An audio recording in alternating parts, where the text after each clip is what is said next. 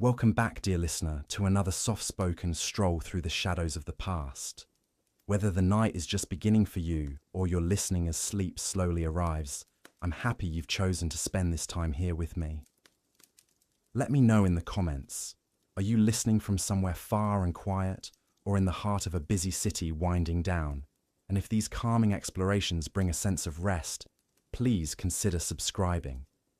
There are countless more voices from the past still waiting to be heard. Here's what most people don't realize about Viking warriors. The Hollywood movies, the TV shows, even most history books only scratch the surface of just how absolutely terrifying these people really were. We're talking about warriors who didn't just fight battles. They transformed into something almost inhuman on the battlefield. Warriors who believed that dying in combat was the ultimate honor, who would literally bite their shields in rage, who struck such fear into their enemies that entire kingdoms would pay massive tributes just to avoid facing them.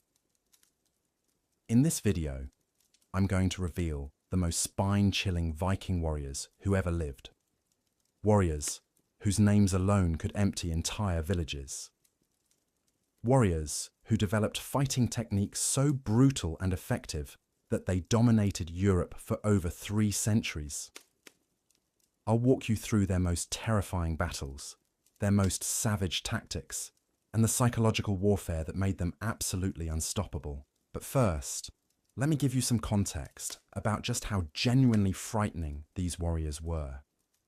Because what I'm about to share with you goes far beyond anything you've seen in popular culture. My name is here to tell you that I've spent the last 2 years diving deep into historical records, archaeological evidence, and first-hand accounts from the Viking Age. I've studied ancient sagas, analyzed battlefield excavations, and consulted with leading historians to bring you the most accurate and bone-chilling account of these legendary warriors. What you're about to discover isn't just history. It's a journey into the minds of people who lived for war, who embraced death, and who created a legacy of terror that still echoes through time. Now, before we dive into the individual warriors, you need to understand something crucial about Viking culture that made these fighters so absolutely terrifying. This wasn't just about being tough or skilled with weapons. The Vikings had a completely different relationship with death and violence than any other culture in history. They believed that warriors who died gloriously in battle would be carried by the Valkyries to Valhalla, where they would feast and fight for eternity alongside the gods. This wasn't just a religious belief, it was a driving obsession that fundamentally changed how they approached combat. Imagine facing an enemy who literally wants to die fighting you. Not because they're suicidal, but because they believe that dying in battle is the most glorious thing that could possibly happen to them. This psychological element made Viking warriors absolutely unpredictable and impossibly dangerous. They would take risks that no rational fighter would take. They would charge into impossible odds with genuine excitement. They would fight with wounds that would cripple normal men, driven by the belief that every moment of pain brought them closer to eternal glory. But it gets even more terrifying than that. The Vikings didn't just accept death in battle. They actively sought out the most dangerous and challenging fights they could find. They would deliberately seek out the strongest enemies, the most fortified positions, the most hopeless situations, because overcoming these challenges would earn them greater honor in the afterlife. This created warriors who were not just fearless, but who actively pursued the most terrifying combat scenarios imaginable. The training these warriors underwent was equally brutal. From childhood, Viking boys were taught not just to fight, but to embrace pain and violence as natural parts of life. They would practice with real weapons, not wooden swords. They would engage in combat exercises that regularly resulted in serious injuries. They would be taught to ignore pain, to fight through wounds, and to see blood and violence as beautiful expressions of strength and courage.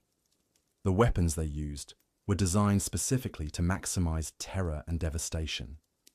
The Viking battle axe wasn't just a tool for cutting down enemies, it was a psychological weapon designed to intimidate and demoralize. The sight of a massive Viking warrior swinging a double-headed axe with enough force to cleave through armor, shields, and bone in a single strike was enough to break the morale of entire enemy formations. The sound alone, that terrible whistling through the air followed by the wet thud of impact, would haunt the nightmares of anyone who survived to hear it. Their shields weren't just defensive tools either. Vikings would use their shields as weapons, slamming them into enemies' faces, hooking them behind enemy shields to create openings, and creating shield walls that moved like unstoppable waves of destruction across battlefields. The coordination required to maintain these shield walls while advancing over rough terrain and through enemy fire was incredible. But Vikings trained for this from childhood. The psychological warfare tactics they employed were equally sophisticated and terrifying. Vikings understood that fear was often more powerful than any weapon. They would deliberately cultivate reputations for extreme brutality, not just because they enjoyed violence, but because they knew that terrified enemies were defeated before the fighting even began. They would leave survivors from raids specifically to spread stories of their savagery. They would display the heads of defeated enemies as warnings to others. They would time their attacks to maximize psychological impact, often striking during religious festivals or at night when defenders were least prepared. The Berserkers represent perhaps the most terrifying aspect of Viking warrior culture. These weren't just tough fighters. They were men who had trained themselves to enter altered states of consciousness during combat. They would work themselves into trances through meditation, ritual, and possibly psychoactive substances. In these states, they would become completely immune to pain, fear, and rational thought.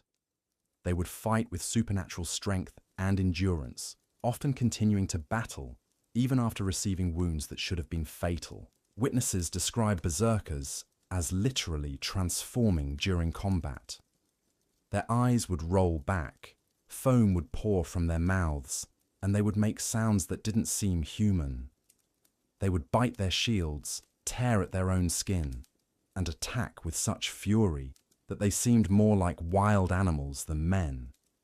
Enemy soldiers would sometimes throw down their weapons and flee, rather than face a berserker in combat, because fighting them felt like battling demons rather than human beings. The training to become a berserker was incredibly dangerous, and not everyone survived it. Candidates would undergo extreme physical and psychological conditioning designed to break down their normal human responses to pain and fear. They would practice fighting while injured, learn to ignore their body's distress signals, and develop the ability to enter trance states at will. Only those who could completely suppress their survival instincts and fight with total abandon could become true berserkers. But the individual warriors we're about to explore took even these extreme practices to new levels. These weren't just skilled fighters or even typical berserkers. These were individuals who became legends specifically because they transcended normal human limitations in combat. They developed techniques, achieved victories, and inspired such terror that their names became synonymous with death itself.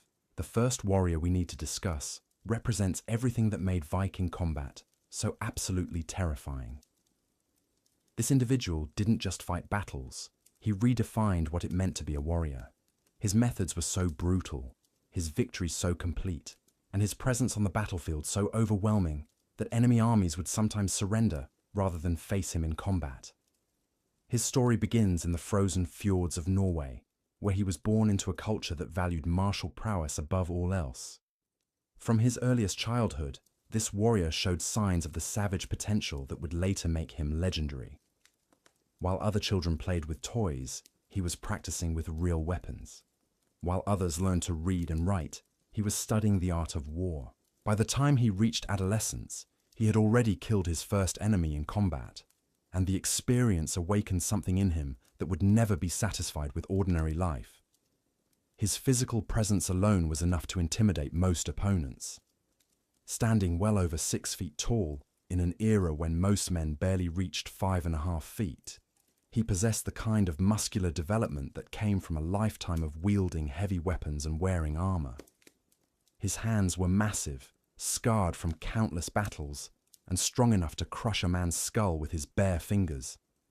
His face bore the marks of numerous fights, but his eyes were what truly terrified people.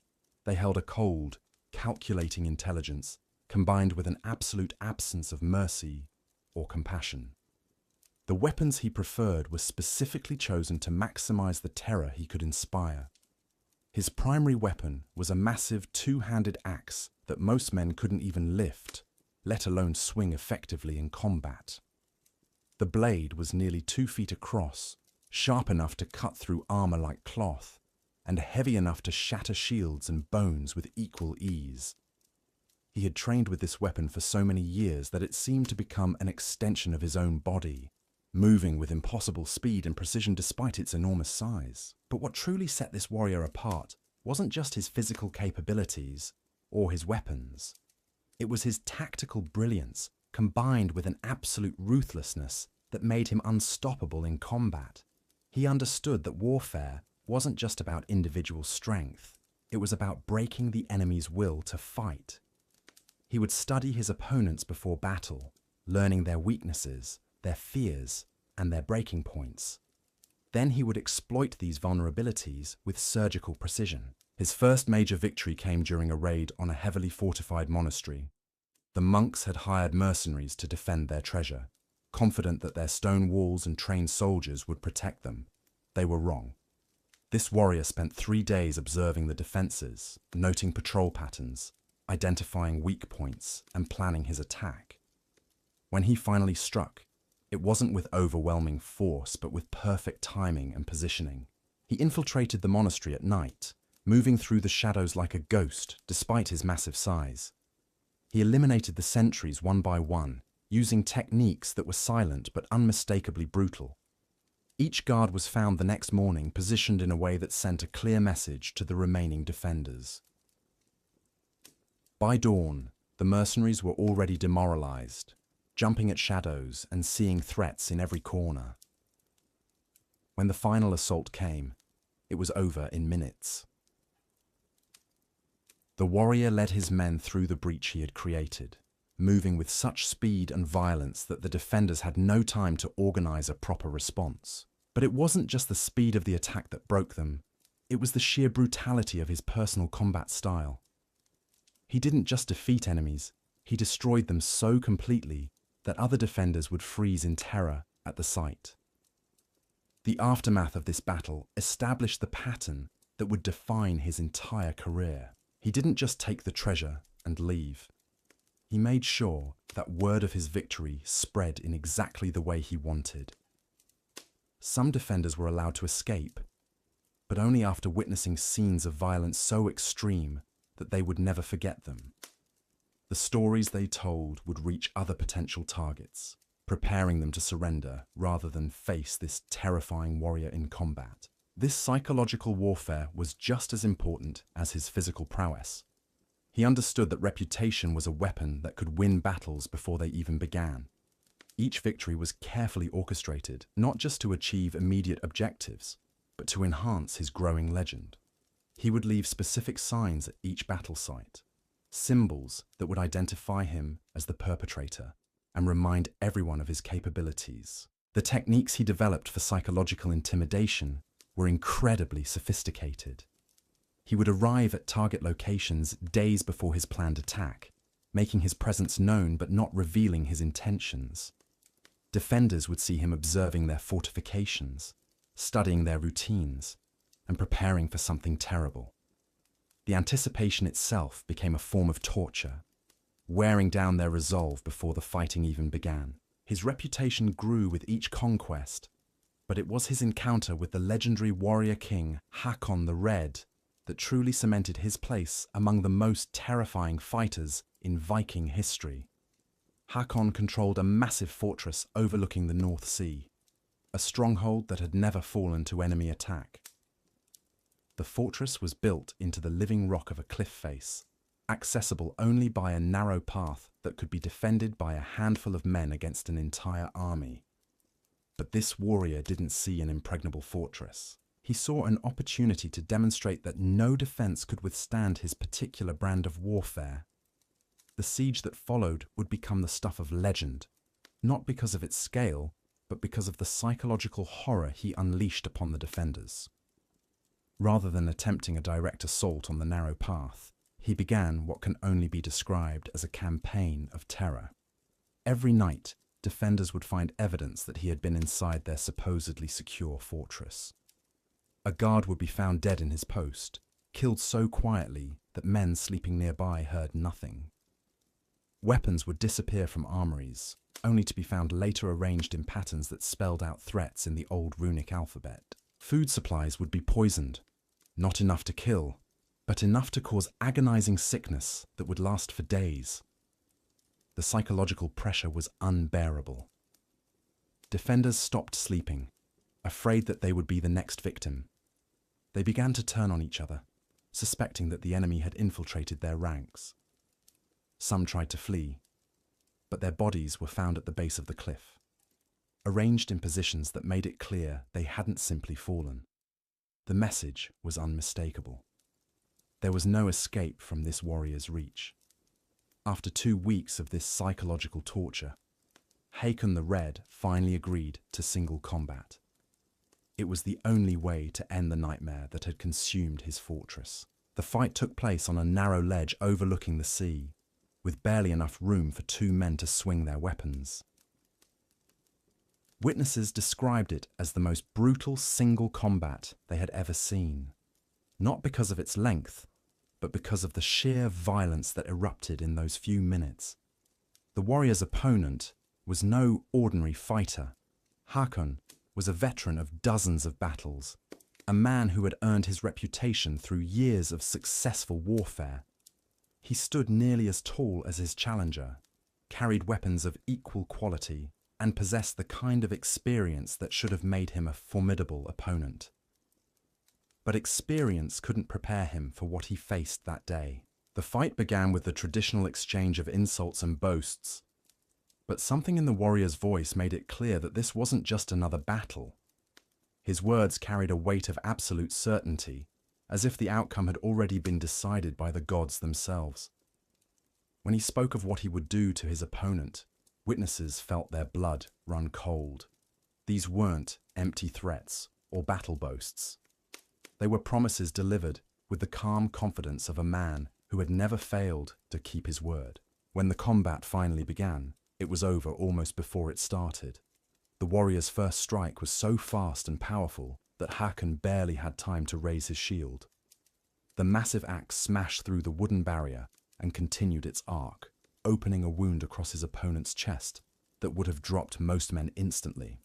But Hakon was no ordinary warrior, and he managed to stay on his feet long enough to launch a counterattack. The counterattack never landed.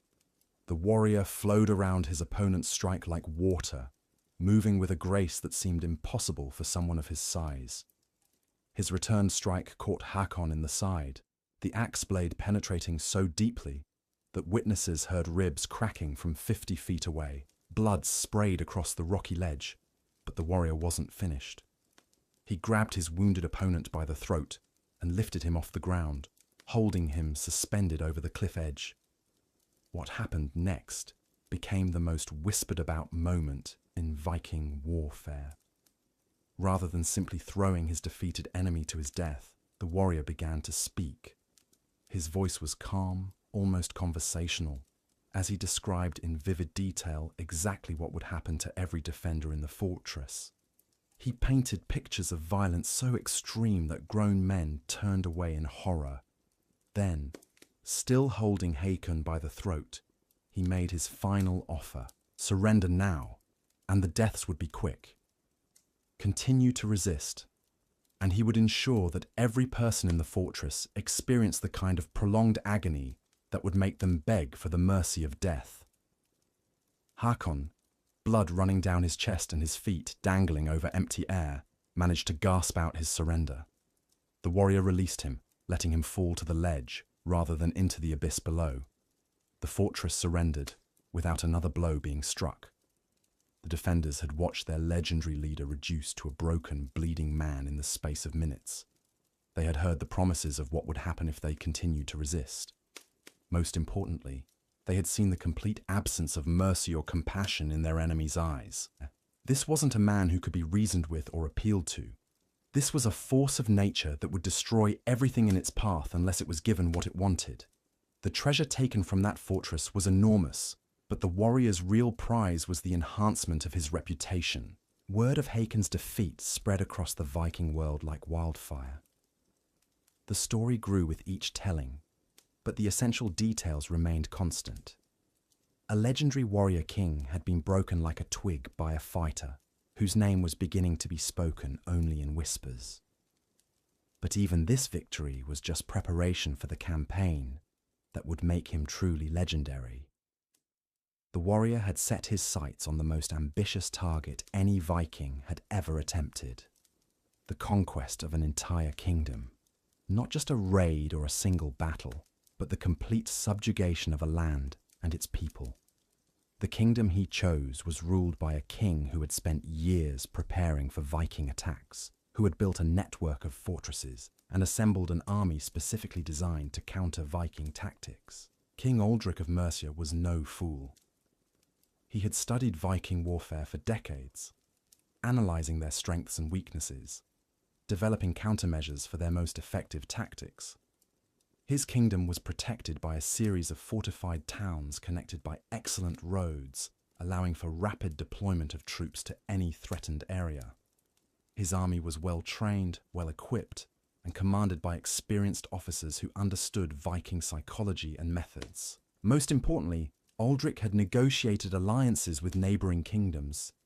Any Viking force large enough to threaten Mercia would face not just his own army, but combined forces from multiple kingdoms. The mathematics seemed impossible. No Viking chieftain had ever attempted to conquer a kingdom with such extensive defenses and political connections. But mathematics had never stopped this warrior before. He spent an entire winter studying intelligence reports about Mercia, learning everything he could about its defenses, its politics, and its king.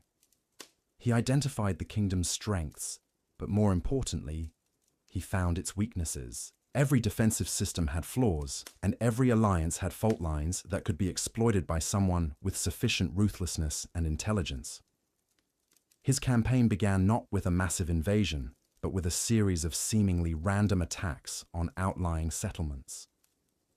These weren't typical Viking raids focused on wealth and slaves. These were carefully planned strikes designed to test Mercia's response capabilities and gather intelligence about its military organization. Each attack revealed more about how the kingdom's defenses operated, how quickly troops could be deployed, and how effectively the alliance system functioned under pressure. The pattern of these attacks was so subtle that it took months for Aldric to realize what was happening. By the time he understood that he was facing not random raids but a coordinated intelligence-gathering campaign, it was too late. The warrior had already identified the perfect target for his real assault, a fortress that controlled the main river crossing into the kingdom's heartland. The fortress of Ravenscroft was considered impregnable. Built on a high hill overlooking the river, it commanded views for miles in every direction. Its walls were thick stone, its garrison was elite troops, and its position made it impossible to approach without being seen. Taking Ravenscroft would require a frontal assault up an open hillside against prepared defenses, the kind of attack that had failed countless times throughout military history.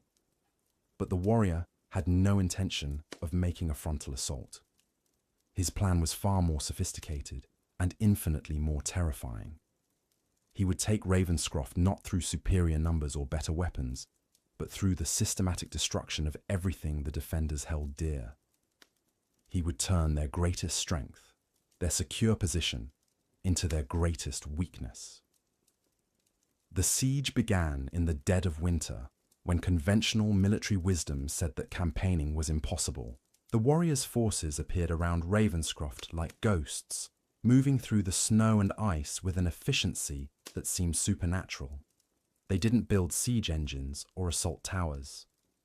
Instead, they began a campaign of psychological warfare that would redefine the very concept of siege warfare. Every morning, the defenders would wake to find new evidence of their enemy's presence. Livestock in nearby farms would be found slaughtered, not for food, but arranged in patterns that spelled out messages in the old runic script. Wells would be poisoned, not enough to kill, but enough to cause terrible sickness. Most horrifying of all, people from surrounding villages would simply disappear, leaving behind only bloodstains and signs of struggle. The warrior understood that isolation was the fortress's greatest vulnerability.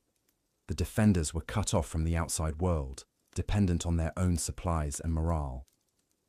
By systematically destroying everything around them, he created a psychological prison that was more effective than any physical siege. The defenders could see smoke rising from burning farmhouses, could hear the distant screams of people being tortured, could smell the stench of death that grew stronger with each passing day. But it was the sounds that truly broke their spirits. Every night, the darkness around Ravenscroft would fill with noises that seemed to come from the depths of nightmare itself. Howling that might have been wolves, or might have been something far worse. Rhythmic pounding that could have been drums, or could have been the sound of bodies being beaten against stone. Most terrifying of all, the sound of laughter, high and mad and utterly without mercy, echoing off the fortress walls in the deepest hours of night. Sleep became impossible within the fortress walls. The defenders would huddle together in the great hall, weapons clutched in trembling hands, jumping at every shadow that flickered in the torchlight. Some began to crack under the pressure, speaking in whispers about surrender, about anything that might end the psychological torment that had consumed their lives. But their commander, a grizzled veteran named Sir Godwyn, knew that surrender to this particular enemy would bring horrors far worse than death. The warrior's reputation had preceded him to Ravenscroft. Stories of his previous conquests had filtered through the kingdom, each tale more terrifying than the last. The defenders knew that this wasn't just another Viking raid that could be waited out behind strong walls. This was something far more sinister, a calculated campaign of terror designed to break their minds before their bodies ever faced a weapon. What made the psychological assault even more effective was its unpredictability. Sometimes the attacks would come in waves, with multiple incidents occurring in a single night. Other times, days would pass in perfect silence, allowing the defenders to begin hoping that their tormentor had moved on, only to wake to fresh horrors that proved he was still watching, still waiting, still planning their destruction. The warrior's tactical brilliance became apparent as the siege progressed. He wasn't just terrorizing the defenders for the sake of cruelty, though he certainly seemed to enjoy their suffering. Every action was calculated to achieve specific psychological effects. The seemingly random attacks on surrounding settlements weren't random at all. They were designed to cut off the fortress's supply lines, eliminate potential reinforcements, and create a growing circle of desolation that would isolate the defenders completely. More importantly, the attacks were timed to coincide with the defenders' religious observances. The warrior had studied their faith, learned their holy days, and planned his most horrific displays to occur during their most sacred moments. When the defenders gathered for morning prayers, they would find blasphemous symbols carved into the chapel walls. When they observed their weekly day of rest, they would discover the mutilated bodies of local priests arranged in mockery of their religious ceremonies. This wasn't just warfare, it was a systematic assault on everything the defenders believed in. The warrior understood that breaking a man's faith was more effective than breaking his body. A wounded soldier could still fight, but a man who had lost his connection to his God would lose the will to resist. The psychological pressure built day by day, week by week, until the very foundations of the defender's identity began to crumble. The fortress's food supplies became another weapon in the warrior's arsenal. Rather than simply cutting off supply lines, he contaminated them with substances that caused hallucinations and paranoia. Defenders would see enemies in shadows, hear voices that weren't there, and turn on each other in fits of madness. The warrior had learned these techniques from shamans and wise women during his travels. Dark knowledge that transformed ordinary siege warfare into something approaching supernatural horror. As winter deepened, the isolation became complete. No messenger had reached the fortress in weeks. No relief force had appeared on the horizon. The defenders began to realize that they had been abandoned by their king, left to face this nightmare alone. The warrior had anticipated this psychological breaking point, and he chose this moment to make his first direct contact with the defenders. The message came in the form of a severed head thrown over the fortress walls. But this wasn't just any head. It belonged to Sir Marcus, the king's own messenger, who had been sent to coordinate the fortress's defense. Tied to the head was a parchment written in the messenger's own blood, containing an offer that made the defenders' blood run cold. The warrior offered them a choice. They could continue their hopeless resistance and face the kind of death that would make their families weep for generations. Or they could open their gates and accept his terms. The terms were simple. Half the garrison would be allowed to live, chosen by lot, while the other half would die in ways that would serve as examples to future enemies. The surviving defenders would be given the honor of spreading word of what they had witnessed, carrying the warrior's reputation to every corner of the kingdom. But there was a time limit. The defenders had until the next full moon to decide. If they had not surrendered by then, the warrior would take the fortress by force, and no mercy would be shown to anyone within its walls. The message was signed with a symbol that had become synonymous with death itself. A raven perched on a skull, wings spread wide in mockery of divine protection. The debate that followed nearly tore the garrison apart. Some argued for surrender, pointing out that half their number surviving was better than all of them dying. Others insisted that their honor demanded they fight to the death, regardless of the odds. Sir Godwin found himself caught between his duty to his king and his responsibility to his men. The warrior's offer was designed to create exactly this kind of division, turning the defenders against each other when unity was their only hope. As the full moon approached, the psychological pressure reached unbearable levels.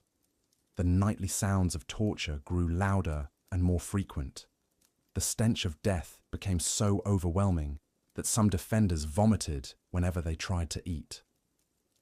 Most terrifying of all, the warrior himself began to appear on the hilltops surrounding the fortress, a massive silhouette against the sky that seemed to watch their every movement.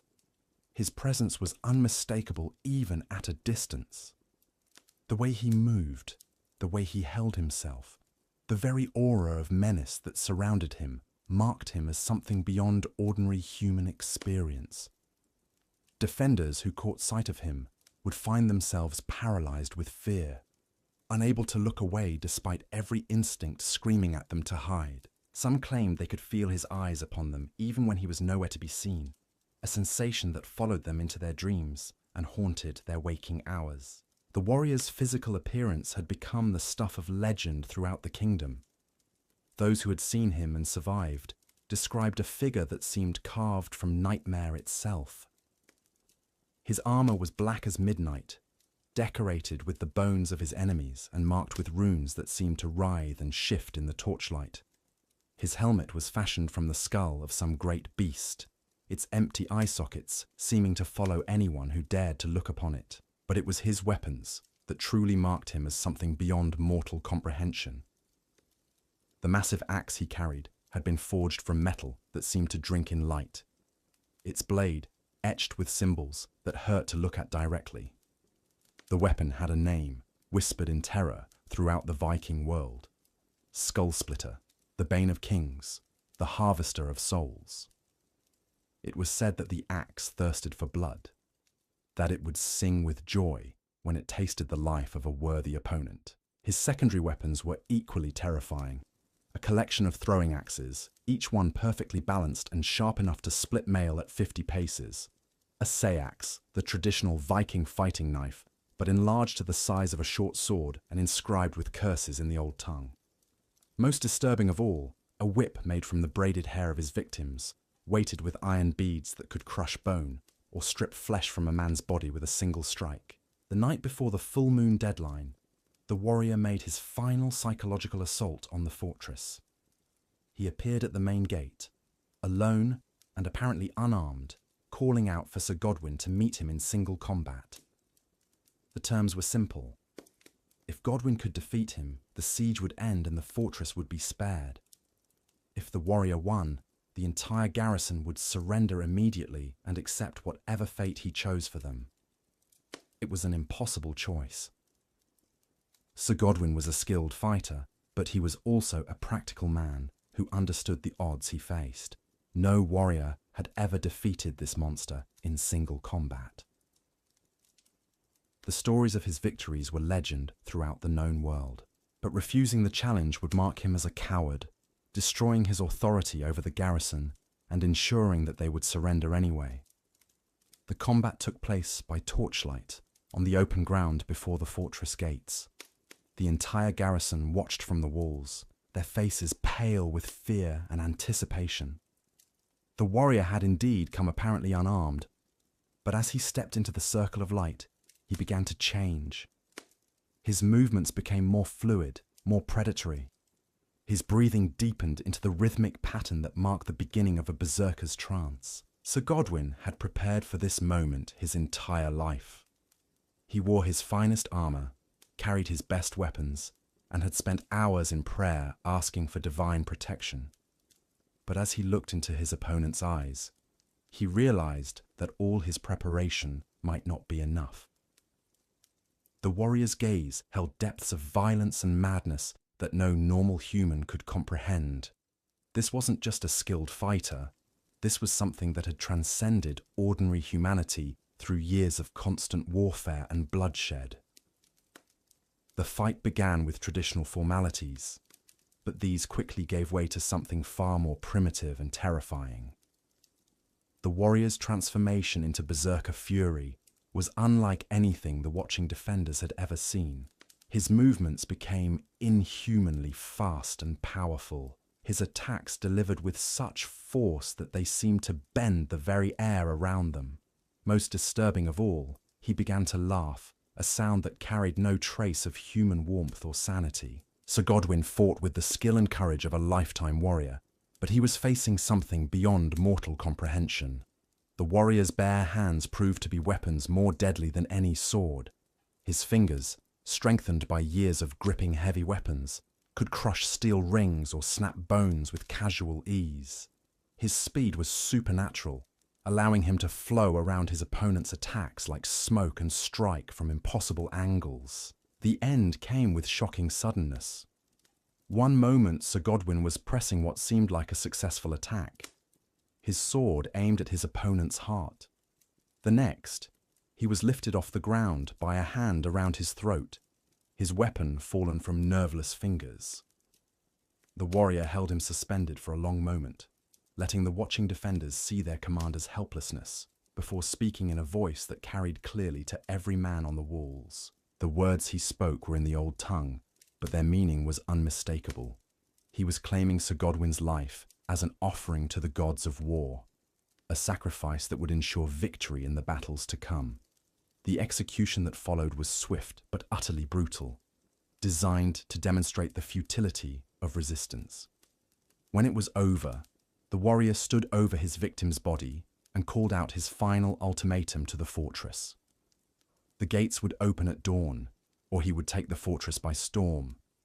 If he was forced to attack, no defender would survive to see another sunset. Their deaths would be slow and agonizing, their bodies displayed as warnings to any who might think to oppose him in the future. The choice was theirs, but they had until the first light of dawn to decide. The debate that followed was brief and bitter. With their commander dead and their morale shattered, the defenders had no real choice. As the first rays of sunlight touched the fortress walls, The gates swung open, and the garrison filed out to surrender. But the warrior's mercy proved to be as terrible as his wrath. True to his word, he spared half the garrison, chosen by lot as he had promised. The other half faced deaths that would haunt the survivors for the rest of their lives. The fall of Ravenscroft sent shockwaves throughout the kingdom. King Aldric's supposedly impregnable fortress had fallen without a proper siege, its legendary commander defeated in single combat by a warrior who seemed more demon than man. The psychological impact was exactly what the warrior had intended. Other fortresses began to surrender at the mere approach of his forces, their defenders unwilling to face the horrors that had consumed Ravenscroft. But the warrior's campaign was far from over. The conquest of Ravenscroft was just the beginning of a systematic campaign that would bring an entire kingdom to its knees. His next target was the city of Aldriksburg, the kingdom's capital and the seat of King Aldric's power. If Ravenscroft had been considered impregnable, Aldriksburg was thought to be absolutely unconquerable. The city was protected by massive walls that had never been breached, defended by the kingdom's elite troops, and supplied by river barges that could maintain the garrison indefinitely. More importantly, it was where King Aldric had concentrated his remaining forces, turning the capital into a fortress that could theoretically hold out against any conceivable attack. But the warrior had already proven that conventional thinking meant nothing when faced with his particular brand of warfare. He had studied the city's defenses, identified its weaknesses, and developed a plan that would turn its greatest strengths into fatal vulnerabilities. The siege of Aldriksburg would become the defining moment of his career. The battle that would cement his reputation as the most terrifying warrior in Viking history. The approach he chose was unlike anything attempted in medieval warfare. Rather than surrounding the city and starving it into submission, he would strike at its heart through methods that would make the defenders wish they had never been born. The psychological warfare that had proven so effective at Ravenscroft would be refined and intensified until it became a weapon more devastating than any siege engine. His first move was to capture the river barges that supplied the city, but rather than simply sinking them or stealing their cargo, he turned them into floating exhibitions of horror. The crews were tortured in ways that pushed the boundaries of human endurance, their agonized screams echoing across the water to reach the city walls. The barges themselves were set adrift, their cargo holds filled with the mutilated bodies of their crews, serving as floating messengers that announced the warrior's arrival. The psychological impact was immediate and devastating. The city's defenders watched in horror as their supply lines were not just cut, but transformed into instruments of terror. The sight of those drifting barges, with their grisly cargo visible to anyone who looked upon the river, sent a clear message about what fate awaited anyone who opposed this terrifying enemy. But the warrior was just getting started. His reputation had grown with each victory, each display of tactical brilliance and ruthless efficiency. The stories told about him had taken on an almost mythical quality, describing feats that seemed to transcend normal human limitations. Some claimed he could see in complete darkness, that he could move without making a sound, that he could kill with a touch or a glance. Whether these stories were true or not, they had become weapons in their own right. The mere mention of his name was enough to send seasoned warriors into fits of panic. Mothers would use his name to frighten disobedient children. Priests would invoke his image when describing the torments of the damned. He had become more than just a warrior. He had become the living embodiment of every nightmare that haunted the dreams of civilized men. The siege of Aldriksburg would prove to be the ultimate test of his abilities. King Aldric had spent years preparing for this moment, gathering allies, training troops, and fortifying his capital against any conceivable attack. The coming battle would determine not just the fate of a single kingdom, but the future of an entire region. If the warrior could conquer Aldriksburg, No fortress in the known world would be safe from his particular brand of terror. The preparations for the siege revealed the true scope of the warrior's tactical genius. While King Aldric marshalled his defences behind the massive walls of Aldricsburg, the warrior was implementing a strategy so complex and far-reaching that it would take months for its full horror to become apparent. He had learned from his previous campaigns that the greatest victories came not from superior numbers or better weapons, but from understanding the deepest fears and weaknesses of his enemies. The warrior's first move was to establish a network of terror that extended far beyond the city walls. He dispatched small groups of his most trusted fighters to every village and town within 100 miles of Aldricsburg, but these weren't typical raiding parties. Each group had specific instructions designed to create maximum psychological impact with minimal actual force. They would arrive at their targets like ghosts in the night, leaving behind carefully orchestrated scenes of horror that would send survivors fleeing toward the capital with tales of supernatural dread. The genius of this approach became clear as refugees began flooding into Aldricsburg. These weren't just displaced villagers seeking protection. They were carriers of a psychological plague that would infect the entire city. Each refugee brought stories of impossible horrors, of attackers who seemed to materialize from shadows and disappear like smoke. The stories grew with each telling, becoming more fantastical and terrifying, until the warrior's reputation had grown to mythical proportions. But the refugee crisis served another purpose that was even more devastating. The sudden influx of thousands of displaced people strained the city's resources to the breaking point. Food supplies that had been calculated to last months were consumed in weeks. Water systems designed for the normal population couldn't handle the massive increase in demand. Most critically, the sewage and waste management systems began to fail, creating conditions that would soon breed disease and despair. The warrior had anticipated this crisis and prepared for it with the same meticulous planning that characterized all his campaigns. His forces began intercepting supply convoys bound for the city.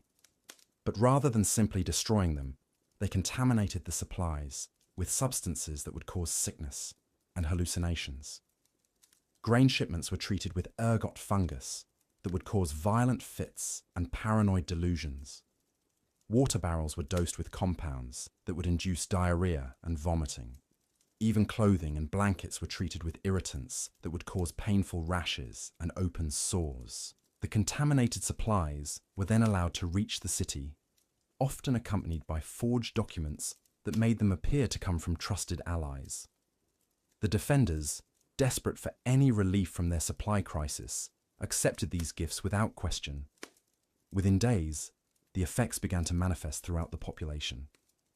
People began seeing enemies in shadows, hearing voices that weren't there, and turning on each other in fits of paranoid rage. The warrior's psychological warfare reached new levels of sophistication as the siege progressed. He had studied the religious beliefs of his enemies, learning their prayers, their holy days, and their most sacred rituals. This knowledge became another weapon in his arsenal, allowing him to time his attacks to coincide with moments when the defender's faith was strongest. On their most holy days, when they gathered for prayer and comfort, they would find blasphemous symbols carved into their chapel walls, or discover the mutilated bodies of their priests arranged in mockery of their most sacred ceremonies. The systematic destruction of the defender's faith was perhaps the most insidious aspect of the warrior's campaign. He understood that breaking a man's connection to his god was more effective than breaking his body. A wounded soldier could still fight, but a man who had lost his faith would lose the will to resist. The psychological pressure built day by day, week by week, until the very foundations of the defender's identity began to crumble. The warrior's personal involvement in these psychological attacks made them even more terrifying. He would appear on the walls of the city at night, a massive silhouette against the stars that seemed to watch the defender's every movement. His presence was unmistakable even at a distance, and those who caught sight of him would find themselves paralyzed with fear. unable to look away despite every instinct screaming at them to hide. Some claimed they could feel his eyes upon them, even when he was nowhere to be seen, a sensation that followed them into their dreams and haunted their waking hours. The sounds that echoed through the city at night were perhaps the most effective weapon in the warrior's arsenal. These weren't random noises designed to keep people awake. They were carefully orchestrated psychological assaults that exploited the deepest fears of the human mind. The sound of children crying would drift through the streets, but when guards investigated, they would find nothing but empty buildings and shadows.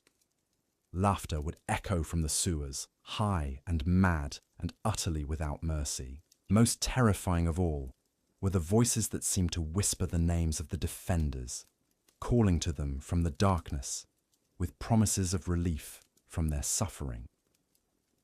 The warrior had learned these techniques from shamans and wise women during his travels, dark knowledge that transformed ordinary siege warfare into something approaching supernatural horror.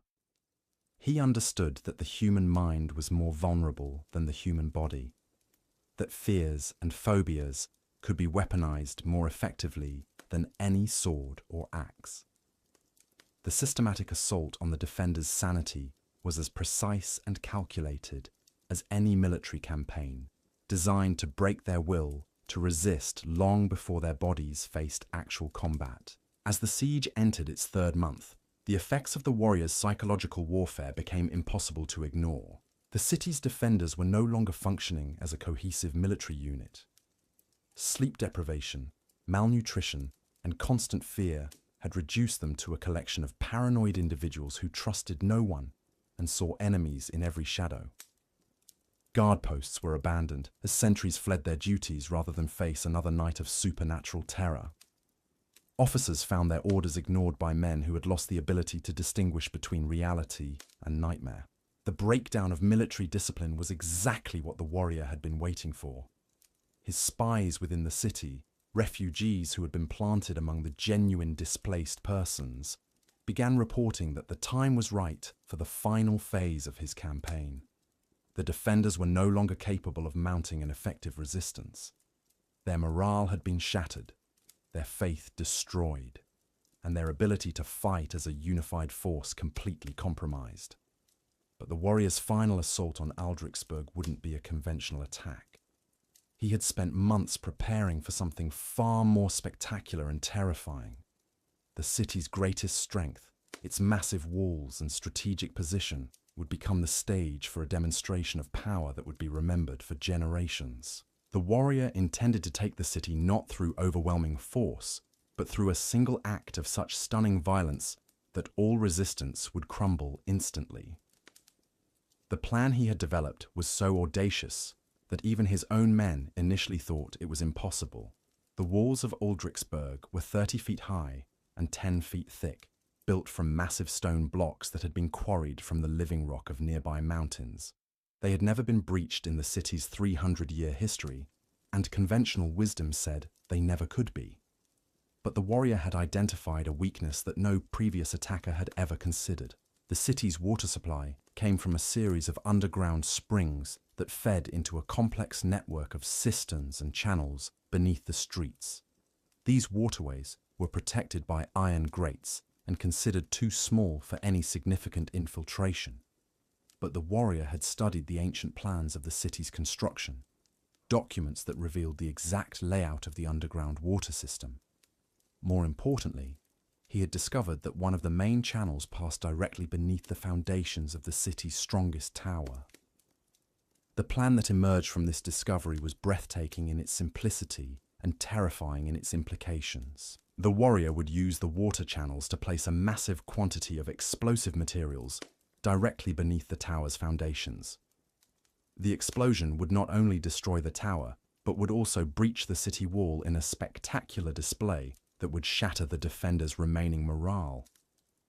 The psychological impact of seeing their strongest fortification reduced to rubble in a single moment would be more devastating than any conventional assault. The explosives the warrior planned to use were unlike anything employed in medieval warfare. Through his travels and conquests, he had acquired knowledge of alchemical compounds that could produce controlled explosions of tremendous force. These substances were dangerous to handle and required precise timing to deploy effectively. But the warrior had spent years learning their secrets from the most skilled practitioners of the dark arts. The infiltration of the city's water system required skills that went far beyond normal military training.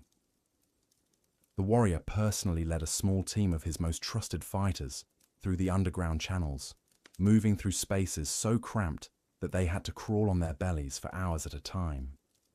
The journey through the flooded tunnels was a nightmare of claustrophobia and suffocation, made worse by the constant fear of discovery by the city's guards. The physical demands of the infiltration were enormous. The warrior and his men had to carry heavy packs of explosive materials through water-filled passages that barely provided enough space to breathe. The weight of the packs, combined with the need to move silently through the echoing tunnels, required strength and endurance that few men possessed. But the warrior had trained for exactly this kind of challenge, pushing his body to its absolute limits in preparation for moments when ordinary human capabilities wouldn't be sufficient. The placement of the explosives required precision that bordered on the supernatural. The warrior had calculated the exact amount of explosive material needed to achieve maximum destruction without causing so much damage that the blast would be ineffective. Too little, and the tower would remain standing. Too much, and the explosion would scatter the debris so widely that the psychological impact would be reduced. The calculations involved understanding the structural engineering of medieval fortifications, the physics of controlled explosions, and the psychology of mass terror. The timing of the detonation was equally critical. The warrior had planned the explosion to coincide with the city's morning prayers, when the maximum number of defenders would be gathered in the central square. The sight of their strongest tower collapsing during their most sacred ritual would create a psychological shock that would paralyze the entire population. The message would be unmistakable. Their god had abandoned them. Their defenses were useless, and their only choice was surrender or annihilation. The night before the planned explosion, the warrior made his final preparations with the methodical precision that had characterized his entire career. Every detail had been considered, every contingency planned for, every possible outcome calculated. His men were positioned at key points around the city, ready to exploit the chaos that would follow the explosion. The refugee spies within the walls had been activated, prepared to spread panic and confusion among the defenders. Most importantly, the warrior himself had positioned himself where he could observe the results of his work and make any necessary adjustments to his plan. The explosion that shattered the dawn quiet of Aldrichsburg was unlike anything witnessed in medieval warfare. The massive tower, which had stood for 3 centuries as a symbol of the city's strength and permanence, simply ceased to exist. One moment it was there, a solid mass of stone and mortar reaching toward the sky. The next, it was gone, replaced by a cloud of dust and debris that rose like a pillar of smoke toward the heavens.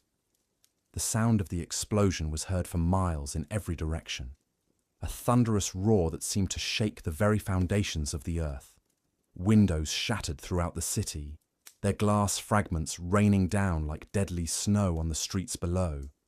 The ground trembled as if in the grip of an earthquake, causing buildings to sway and crack, and people to fall to their knees in terror and confusion. But it was the sight of the destruction that truly broke the defenders' spirits. The tower had been more than just a military fortification. It had been a symbol of their city's invincibility, a reminder that they were protected by walls that had never been breached. Its destruction in a single catastrophic moment shattered not just stone and mortar, but the fundamental beliefs that had sustained their resistance. The psychological impact was immediate and devastating. Defenders who had stood firm through months of siege warfare simply laid down their weapons and fled. Officers who had maintained discipline through the darkest hours of the campaign found themselves unable to maintain control over men who had lost all faith in their ability to defend the city. The sight of that massive tower reduced to rubble in an instant had demonstrated that no defense was strong enough to withstand this terrible enemy. The warrior's timing had been perfect. The explosion occurred just as the morning prayers were beginning, when the city's population was gathered in the central square. The sight of their strongest fortification collapsing during their most sacred ritual created exactly the psychological shock he had intended. Many of the defenders fell to their knees, convinced that their god had abandoned them to this supernatural enemy. Others simply ran, their minds unable to process the reality of what they had witnessed. The breach in the city wall created by the explosion was enormous, a gap nearly 100 feet wide that exposed the city's interior to direct assault. But the warrior had no intention of sending his men through that breach. The explosion had already achieved its primary purpose, the complete destruction of the defenders' will to resist. Any conventional assault would be unnecessary and would reduce the psychological impact of his victory. Instead, the warrior appeared at the breach alone, walking calmly through the rubble and dust as if he were taking a casual stroll through a garden. His massive figure was clearly visible to every defender remaining on the walls, and the sight of him moving with such confidence through the devastation he had created was more terrifying than any army could have been. This wasn't just a military commander.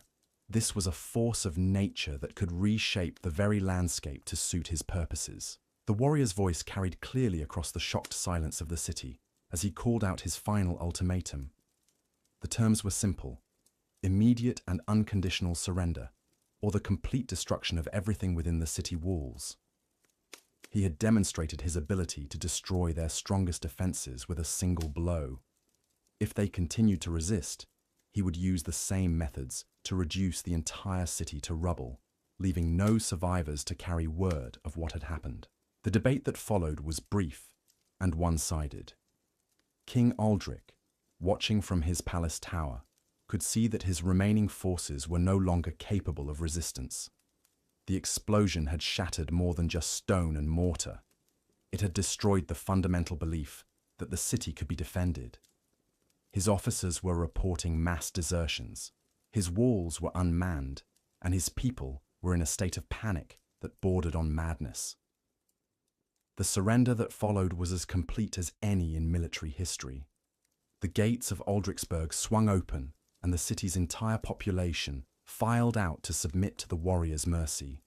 King Aldrich himself, dressed in simple clothes and carrying no weapons, walked to the breach in his city's wall and knelt before the enemy who had destroyed his kingdom. The sight of a king kneeling in the rubble of his own fortifications was a powerful symbol of the warrior's complete victory. But the warrior's mercy proved to be as calculated as his violence. He had no intention of destroying the city or massacring its population. These people would serve a far more valuable purpose alive than dead. They would carry word of his victory to every corner of the known world, spreading stories of his power and ruthlessness that would make future conquests easier. The psychological impact of his victory at Aldrichsburg would be felt for generations, as the story of the city's fall became legend. The systematic nature of the warrior's campaign became clear as he consolidated his conquest. This hadn't been a random act of violence or a simple raid for plunder. It had been a carefully planned operation designed to establish his reputation as the most formidable military commander of his age. Every action, from the initial psychological warfare to the final spectacular explosion, had been calculated to achieve maximum impact on both immediate enemies and future opponents. The treasure taken from Aldrichsburg was enormous, but the warrior's real prize was the enhancement of his legend. Word of the city's fall spread across the known world like wildfire, carried by refugees, traders, and survivors who had witnessed the impossible. The story grew with each telling, but the essential details remained constant. A warrior of supernatural power had destroyed an impregnable city through methods that defied conventional understanding of warfare. The conquest of Aldrichsburg marked the beginning of a new phase in the warrior's career. He was no longer just another Viking raider or even a particularly successful military commander. He had become something unique in the history of warfare, a figure whose reputation alone could win battles before they were fought. The psychological impact of his victories had created a weapon more powerful than any sword or axe. Other kingdoms throughout the region began to take notice of this new threat. Alliances were formed, armies were raised, and defensive preparations were made on a scale not seen since the great migrations of previous centuries. But these conventional responses to a conventional threat were inadequate to deal with an enemy who had transcended the normal limitations of medieval warfare. The warrior's next targets would be chosen not for their wealth or strategic importance, but for their symbolic value. He understood that reputation was a form of currency that could be accumulated and spent like gold or silver. Each victory would enhance his legend, making future conquests easier and more profitable. The systematic destruction of enemy morale had become his signature tactic, more effective than any siege engine or cavalry charge. The techniques he had developed during the siege of Aldrichsburg would be refined and perfected in subsequent campaigns. The use of explosives, the systematic psychological warfare, the corruption of supply lines, and the infiltration of enemy strongholds would become standard elements of his military strategy. But each campaign would also introduce new innovations, new methods of creating terror and despair that would keep his enemies off balance and unable to develop effective countermeasures.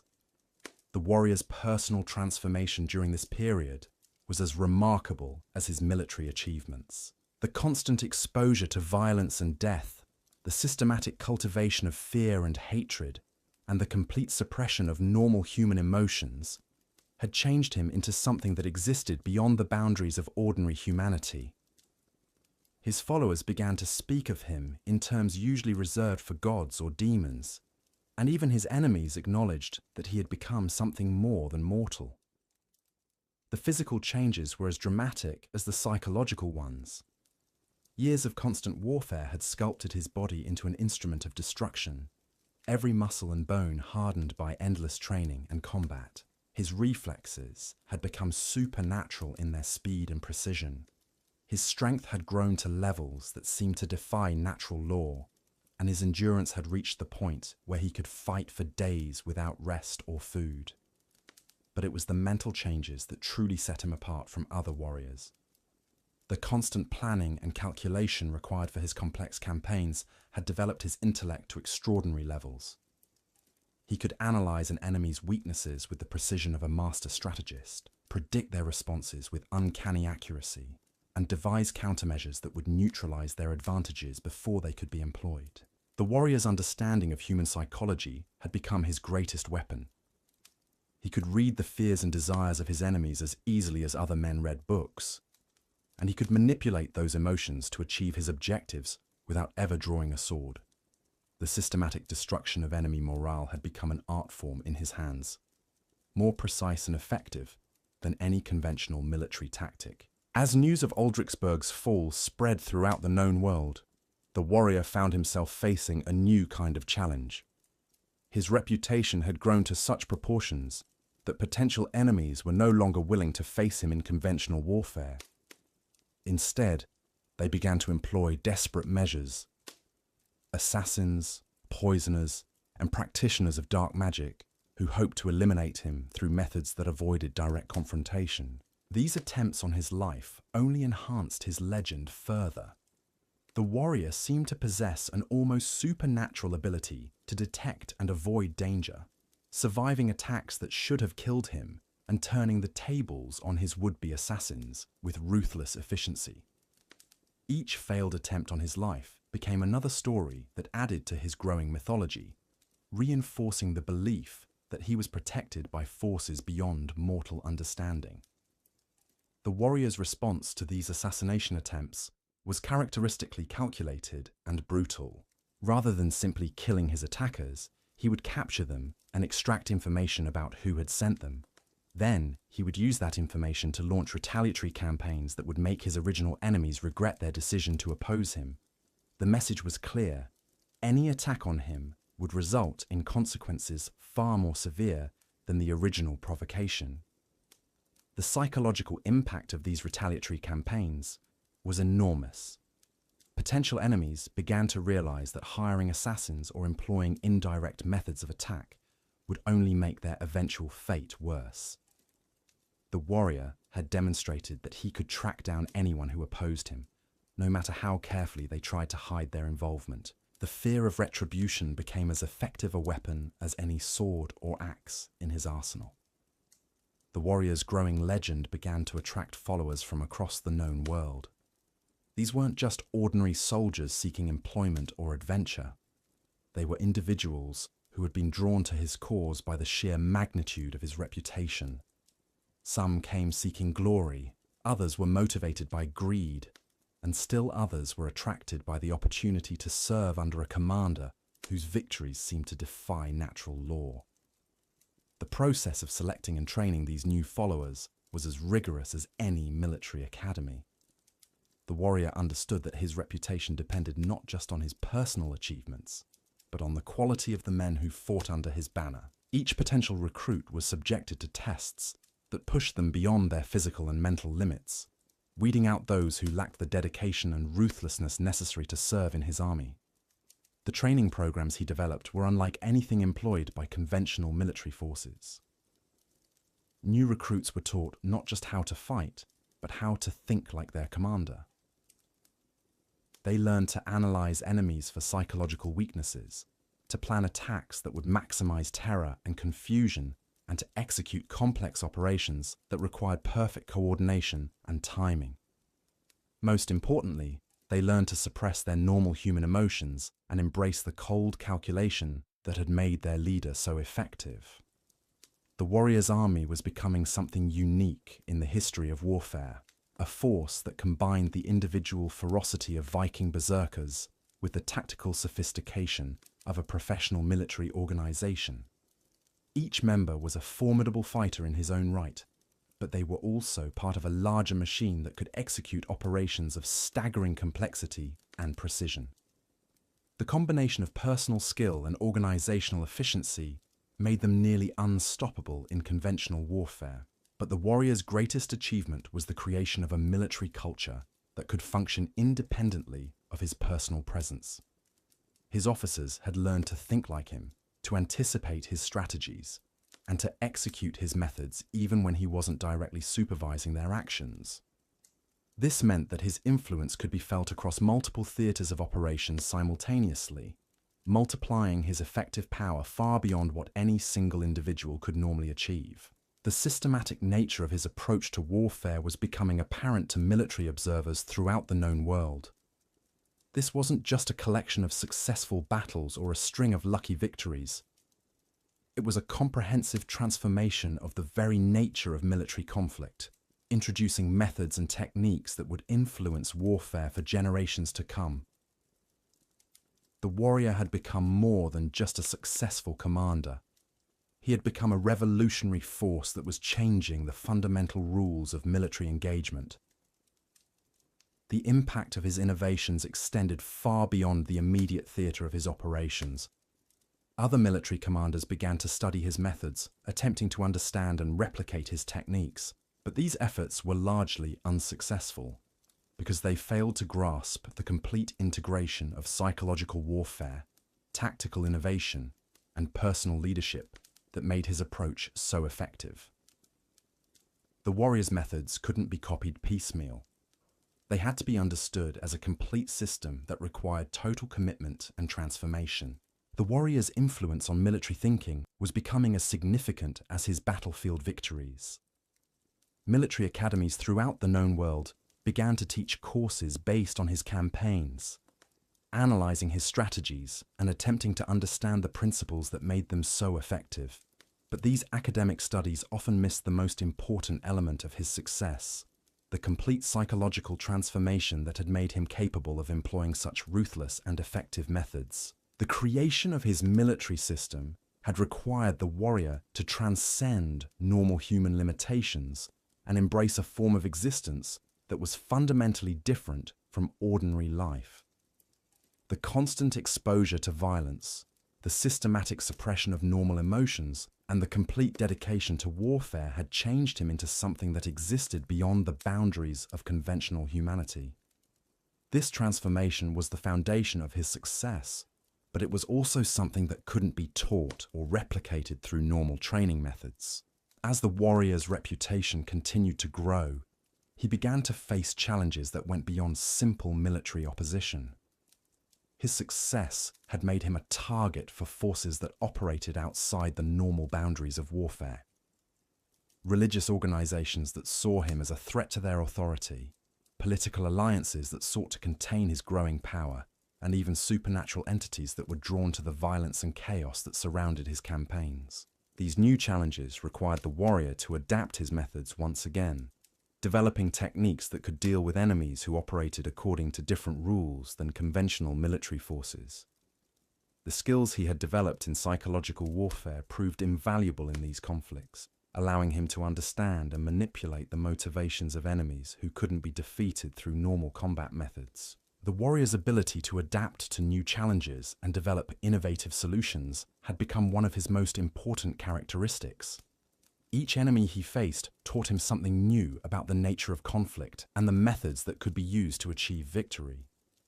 This constant learning and evolution kept him ahead of his opponents, who often found themselves facing tactics and strategies that they had never encountered before. The systematic nature of his approach to learning and adaptation was as impressive as his military achievements. The warrior maintained detailed records of every campaign, analyzing successes and failures to identify patterns and principles that could be applied to future operations. This intellectual approach to warfare, combined with his physical prowess and psychological insight, made him a uniquely formidable opponent who could operate effectively in any environment or against any enemy. The warrior's transformation from a simple Viking raider to a military genius of unprecedented capability represented one of the most remarkable personal evolutions in the history of warfare. The journey had required him to push beyond every normal human limitation, to embrace methods and techniques that most people would find abhorrent, and to develop a form of existence that was fundamentally different from ordinary life. But the results spoke for themselves. He had become the most feared and effective military commander of his age, a figure whose reputation alone could change the course of history. The warrior's evolution into this supernatural force of destruction hadn't happened overnight. It was the result of a transformation so complete and terrifying that it defied everything people thought they knew about human nature. To understand the true horror of what he had become, you need to know about the ritual that changed him from a mortal man into something that existed beyond the boundaries of life and death. The ritual was ancient, older than the gods themselves, passed down through generations of shamans and wise women who understood the darkest secrets of the human soul. It was called the Blood Awakening, and it required a sacrifice so profound that most men would die rather than attempt it. The warrior had learned of this ritual during his travels to the far northern reaches of Scandinavia, where the ice never melted and the sun disappeared for months at a time. The process began with a period of preparation that lasted an entire year. The warrior had to purge himself of every human emotion, every trace of mercy or compassion that might interfere with the transformation. He stopped eating cooked food, consuming only raw meat and blood. He slept on beds of ice and stone, training his body to ignore pain and discomfort. Most importantly, he began to kill not just in battle, but as a daily ritual, offering the lives of his enemies to the ancient powers that would soon claim his soul. The actual ritual took place during the darkest night of the year, when the barrier between the world of the living and the realm of the dead was at its thinnest. The warrior stood naked in a circle of standing stones, his body covered in ritual scars that had been carved with blades forged from meteoric iron. Around him, 13 of his most trusted followers chanted in the old tongue, their voices weaving patterns of sound that seemed to tear holes in reality itself. The centerpiece of the ritual was a sacrifice that would have driven ordinary men insane with horror. The warrior had to kill someone he loved, someone whose death would cause him genuine pain and grief. He had chosen his own brother, a man who had followed him through countless battles and shared his victories and defeats. The killing had to be done slowly, with specific cuts made in a precise pattern that would release the victim's life force in a way that could be absorbed by the ritual's recipient. As his brother's blood soaked into the ancient stones, the warrior felt something fundamental change within him. The part of his soul that had been capable of love, mercy, and compassion was torn away, leaving behind only the cold, calculating intelligence that would make him unstoppable in battle.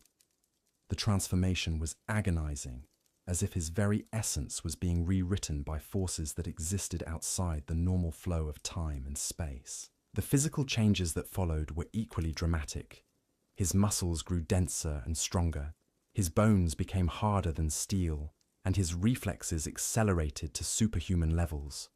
His senses sharpened until he could hear a whisper from a mile away, see in complete darkness, and smell fear on his enemies like a hunting animal. Most importantly, his tolerance for pain disappeared entirely, allowing him to fight through wounds that would cripple normal men. But it was the mental changes that truly set him apart from ordinary humanity. The ritual had given him the ability to see into the hearts and minds of his enemies, to understand their deepest fears and desires with perfect clarity. He could predict their actions before they knew what they were going to do themselves, and he could manipulate their emotions like a master musician playing an instrument. The psychological warfare techniques that had made him so effective weren't just learned skills. They were supernatural abilities that had been purchased with his own humanity. The cost of this transformation was enormous. The warrior had gained incredible power, but he had lost everything that made life worth living. He could no longer feel joy, love, or satisfaction. Victory brought him no pleasure, and defeat was simply another problem to be solved. He existed in a state of perpetual emptiness, driven only by the need to inflict pain and death on others. The ritual had made him into the perfect weapon, but it had also made him into something that was no longer truly alive. The first test of his new abilities came during a raid on a fortified monastery that had been built on a rocky island off the coast of Ireland. The monks had hired mercenaries to defend their treasure, and the monastery's location made it virtually impossible to attack by conventional means. The narrow causeway that connected the island to the mainland could be held by a handful of men against an entire army, and the monastery's walls were built from massive stone blocks that had been fitted together with incredible precision. But the warrior no longer thought like a normal military commander. His enhanced senses allowed him to detect weaknesses in the monastery's defenses that would have been invisible to ordinary eyes. He could smell the fear of the defenders, hear the uncertainty in their voices, and see the micro-expressions that revealed their true thoughts and intentions. Most importantly, he could sense the spiritual energy that surrounded the monastery, the faith and devotion of the monks that should have protected them, but would instead become their greatest vulnerability. The attack began not with weapons or siege engines, but with a form of spiritual warfare that turned the monastery's own faith against its defenders. The warrior had learned techniques during his travels that allowed him to corrupt and twist religious energy, transforming prayers into curses and turning sacred symbols into instruments of terror. He began by infiltrating the monastery's chapel during the midnight prayers, moving through the shadows like a ghost despite his massive size. The corruption he introduced was subtle at first. Holy water would begin to smell like blood. Sacred texts would develop stains that looked like screaming faces. Most disturbing of all, the crucifix above the altar would begin to weep tears of black liquid that burned like acid when it touched human skin. The monks tried to cleanse these signs of corruption through prayer and ritual, but their efforts only made the situation worse. The warrior had woven his curse so deeply into the fabric of their faith that every attempt to purify it only strengthened the darkness. The psychological impact on the monastery's defenders was devastating. The mercenaries had been hired to fight human enemies, not to deal with supernatural corruption that seemed to emanate from the very stones of the building. They began to desert their posts, fleeing across the causeway in the middle of the night, rather than face another dawn in a place that seemed to be cursed by the devil himself. The monks, meanwhile, were paralyzed by the theological implications of what was happening. How could evil penetrate their sacred sanctuary? Had their god abandoned them to this terrible fate? The warrior's physical assault on the monastery came only after the spiritual defenses had been completely shattered. He appeared at the main gate like a figure from nightmare, his massive form silhouetted against the storm clouds that had gathered overhead. The sight of him was enough to break the remaining defenders' will to resist. This wasn't just a Viking raider seeking treasure. This was something that had crawled out of the deepest pit of hell to claim their souls. The battle that followed was less a fight than a massacre. The warrior moved through the monastery's corridors like a force of nature, his enchanted weapons cutting through armor and stone with equal ease. But it wasn't just his physical prowess that made him so terrifying. It was the way he seemed to anticipate every move his enemies made, countering their attacks before they were even launched. The mercenaries found themselves fighting not just a superior warrior, but someone who seemed to know their thoughts and intentions better than they knew them themselves. The monks who witnessed the warrior's rampage through their sacred home described scenes that defied rational explanation. He moved with impossible speed, seeming to be in multiple places at once. His weapons struck with supernatural force, shattering stone walls and cutting through steel armor like paper. Most disturbing of all, he seemed to feed on the violence he created, growing stronger and more terrible with each life he claimed. The treasure taken from the monastery was vast, but the warrior's real prize was the enhancement of his already fearsome reputation. The few survivors who escaped the island carried stories that would be told and retold throughout the Christian world, each version more terrifying than the last. The warrior had demonstrated that no sanctuary was safe from his reach, that no amount of faith or prayer could protect his enemies from his supernatural wrath. But the monastery raid was just the beginning of a campaign that would establish the warrior as the most feared figure in the known world. His next target was a fortress that had been built by the legendary King Charlemagne himself, a structure that represented the pinnacle of medieval military engineering. The fortress of Ironhold was considered absolutely impregnable, its walls rising from the living rock of a mountain peak, its garrison composed of knights who had sworn sacred oaths to defend it to the death. The warrior's approach to this seemingly impossible challenge revealed the full extent of his transformation. He didn't see an impregnable fortress. He saw a complex puzzle that could be solved through the application of supernatural insight and inhuman patience. The siege that followed would last for 6 months, but every day of that siege would bring new horrors that would test the defenders' sanity as much as their courage. The warrior began by establishing a network of terror that extended far beyond the fortress walls. His followers, now numbering in the hundreds, were deployed throughout the surrounding countryside with specific instructions to create an atmosphere of supernatural dread. Villages would wake to find their livestock arranged in ritual patterns, their wells contaminated with substances that caused visions and madness, their children missing with only pools of blood left behind to mark their disappearance. The psychological pressure on the fortress's defenders was enormous. They could see the smoke rising from burning settlements, could hear the distant screams of people being tortured, could smell the stench of death that grew stronger with each passing day. But it was the sounds that drifted up from the darkness below that truly broke their spirits. Every night, the mountain would echo with noises that seemed to come from the very depths of hell itself. The warrior had discovered that the mountain on which the fortress was built was honeycombed with natural caves and tunnels. These underground passages provided perfect acoustics for the psychological warfare he had planned. His followers would position themselves in the caves and create sounds designed to drive the defenders mad with fear.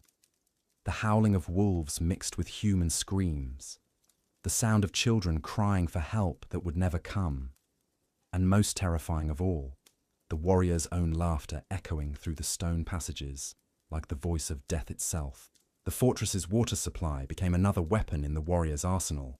The mountain springs that fed the fortress were contaminated with substances that caused hallucinations and paranoia. The defenders began to see enemies in shadows, to hear voices that weren't there, and to turn on each other in fits of madness. The warrior had learned these techniques from practitioners of the dark arts, knowledge that allowed him to wage war on the very minds of his enemies. The siege engines that the warrior employed were unlike anything seen in conventional warfare. Rather than simple catapults or battering rams, he constructed devices that were designed to maximize psychological impact. One machine launched containers filled with the severed heads of captured knights, each head preserved in a state that made it appear to be still screaming.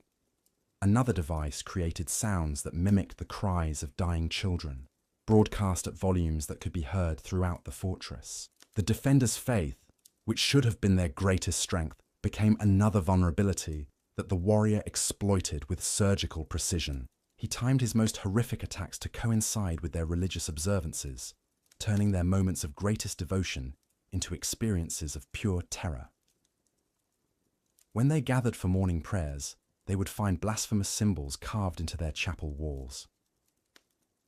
When they celebrated their holy days, they would discover the mutilated bodies of their priests arranged in mockery of their most sacred rituals. The fortress's commander, Sir Roderick the Bold, was a veteran of the Crusades who had faced the finest warriors of the Islamic world without flinching. But the enemy he faced now was unlike anything in his experience. This wasn't just a military opponent. This was something that seemed to exist outside the normal laws of warfare and human decency. The psychological pressure of commanding men who were slowly being driven insane by supernatural terror was more challenging than any battle he had ever fought. The warriors' personal appearances during the siege were calculated to maximize their psychological impact. He would appear on the mountainside at dawn, his massive silhouette clearly visible against the rising sun. His presence was unmistakable even at a distance, and the sight of him would cause defenders to freeze in terror, unable to look away despite every instinct screaming at them to hide. Some claimed that looking directly at him caused physical pain, as if his very presence was an assault on their souls. The weapons and armor the warrior displayed during these appearances were designed to enhance his supernatural reputation. His axe seemed to drink in light, its blade appearing to be made from crystallized darkness. His armor was decorated with symbols that hurt to look at directly, runes that seemed to writhe and shift when observed.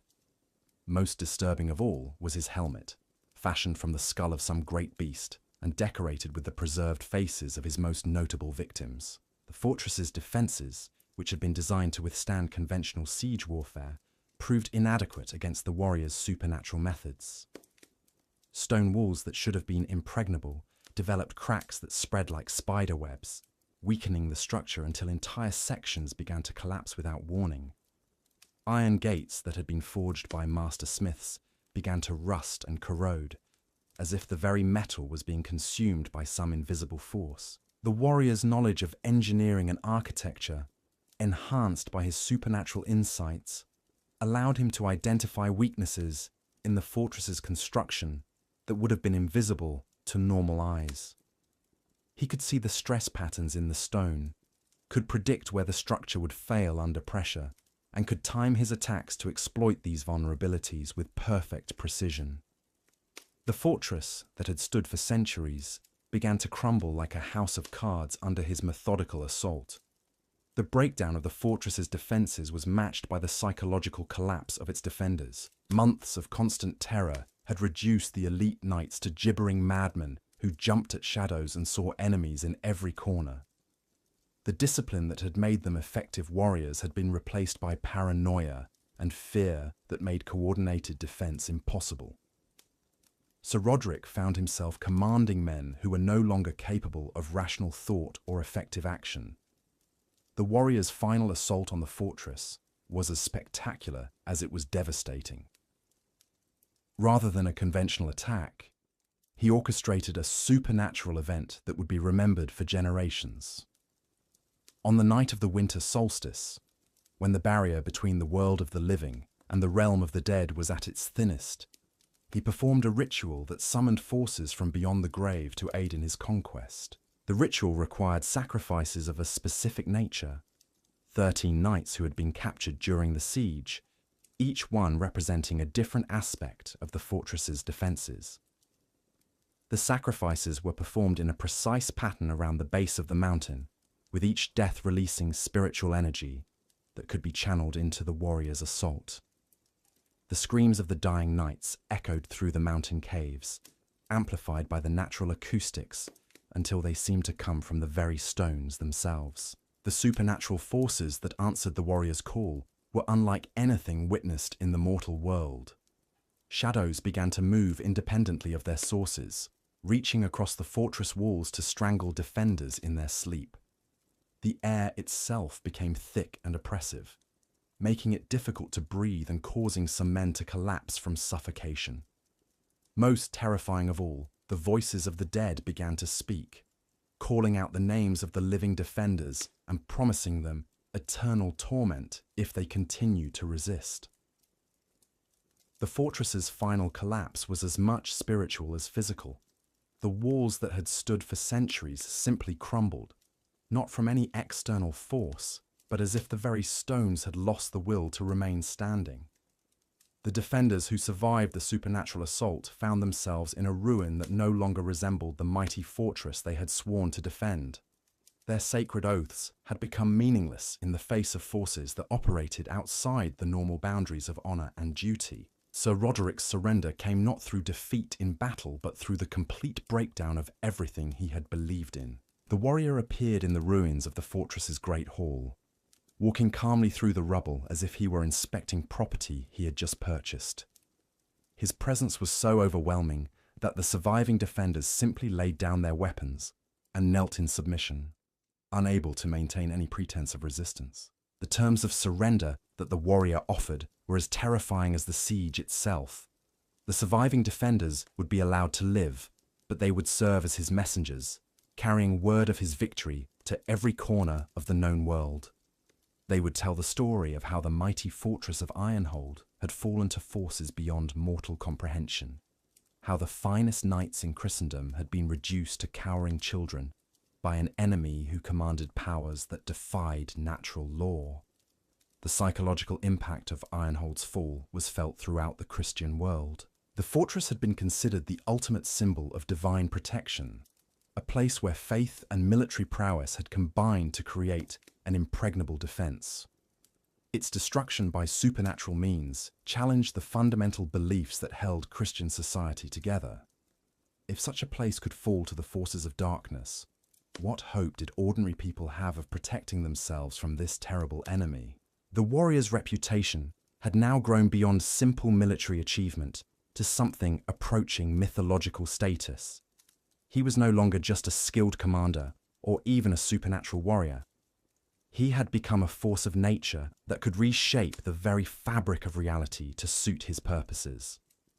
The stories told about him had taken on the characteristics of religious texts, describing miracles of destruction that seemed to transcend the normal laws of physics and human understanding. The transformation of his followers during this period was equally remarkable. The men who served under his banner had been changed by their exposure to his supernatural methods, becoming something more than human soldiers, but less than the inhuman perfection their leader had achieved. They moved with unnatural coordination, fought with supernatural skill, and displayed a complete absence of fear or mercy that made them nearly as terrifying as their master. The warrior's army had become a force unlike anything seen in human history. Each member was a formidable fighter in his own right, but they were also part of a larger organism that could execute operations of staggering complexity and precision. The combination of supernatural ability and perfect discipline made them nearly unstoppable in conventional warfare. But it was their reputation for inhuman cruelty that truly made them effective. The impact of the warrior's campaigns extended far beyond the immediate theatre of his operations. Other military commanders throughout the known world began to study his methods, attempting to understand and replicate his techniques. But these efforts were largely unsuccessful because they failed to grasp the supernatural transformation that was the foundation of his power. The warrior's methods couldn't be learned through normal training. They required a complete abandonment of humanity that few people were capable of achieving. The warrior's influence on military thinking was becoming as significant as his battlefield victories. Military academies and war colleges began to teach courses based on his campaigns, analyzing his strategies and attempting to understand the principles that made them so effective. But these academic studies often missed the most important element of his success: the complete psychological and spiritual transformation that had made him capable of employing such ruthless and effective methods. The creation of countermeasures against the warrior's tactics became a priority for kingdoms throughout the known world. Alliances were formed, new weapons were developed, and defensive strategies were devised specifically to deal with his unique form of warfare. But these conventional responses to an unconventional threat proved inadequate because they were based on the assumption that the warrior was still bound by normal human limitations. The warrior's next campaign would demonstrate just how far he had transcended those limitations. His target was the Holy Roman Empire itself, the most powerful political and military force in the known world. The emperor had assembled an army of unprecedented size and sophistication, equipped with the finest weapons and armor that medieval technology could produce. The coming confrontation would determine whether supernatural power could triumph over conventional military might on the largest possible stage. The preparations for this campaign revealed the full scope of the warrior's strategic thinking. This wouldn't be just another siege or a series of raids. It would be a comprehensive assault on the very foundations of Christian civilization. The warrior had spent years studying the empire's political structure, its military organization, and its religious beliefs, looking for weaknesses that could be exploited on a massive scale. The psychological warfare campaign that preceded the military assault was the most sophisticated operation the warrior had ever attempted.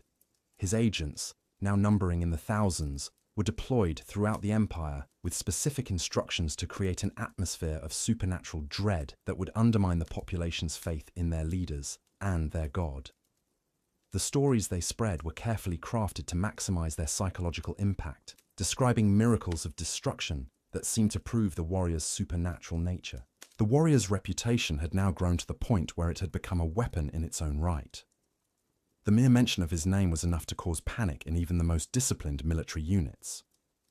Mothers would use his name to frighten disobedient children. Priests would invoke his image when describing the torments of hell. He had become the living embodiment of every nightmare that haunted the dreams of civilized people. The confrontation that was about to unfold would be more than just a military campaign.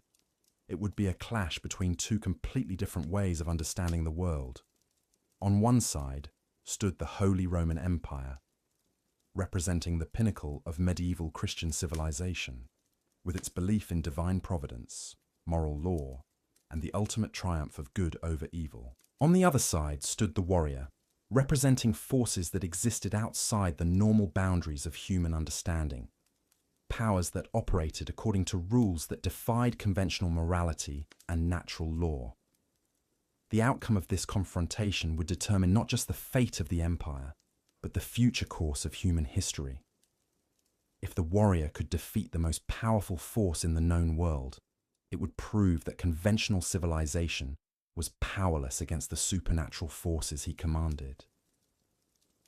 The psychological impact of such a victory would shatter the foundations of Christian society and usher in an age of darkness that might never end. But the warrior's greatest challenge wouldn't come from the empire's armies or its fortifications. It would come from within himself, from the terrible price he had paid for his supernatural power. The ritual that had given him his incredible abilities had also taken away everything that made existence meaningful. He had gained the power to destroy worlds, but he had lost the ability to enjoy the fruits of his victories. The emptiness that consumed him was becoming harder to ignore with each passing day. Victory brought him no satisfaction, conquest gave him no joy, and the fear he inspired in others provided no comfort. He existed in a state of perpetual hunger that could never be satisfied, driven by needs that went beyond normal human desires. The warrior had become the most powerful individual in the known world, but he had also become the most profoundly alone. The approaching confrontation with the Holy Roman Empire would test not just his tactical brilliance and supernatural abilities, but his very reason for existence. What was the point of unlimited power if it brought no happiness? What was the value of absolute victory if it left him more empty than before? These questions would haunt him as he prepared for the greatest campaign of his career. A battle that would determine whether his transformation into something beyond humanity had been worth the terrible price he had paid. The warrior stood at the threshold of ultimate triumph, but he also stood at the edge of an abyss that might swallow not just his enemies, but his own tortured soul. The forces he had unleashed could no longer be controlled, and the path he had chosen could never be reversed. The most terrifying Viking warrior in history was about to face his greatest enemy, the consequences of his own choices, and the true cost of the power he had gained. The warrior's preparations for his assault on the Holy Roman Empire revealed a level of strategic sophistication that transcended anything previously seen in medieval warfare. This wouldn't be a simple campaign of conquest driven by greed or territorial ambition. This would be a systematic dismantling of the very concept of Christian civilization, a demonstration that no earthly power could withstand the supernatural forces he commanded. The intelligence network he had constructed over the previous decade was unlike anything that had existed before. His agents weren't just spies gathering military information.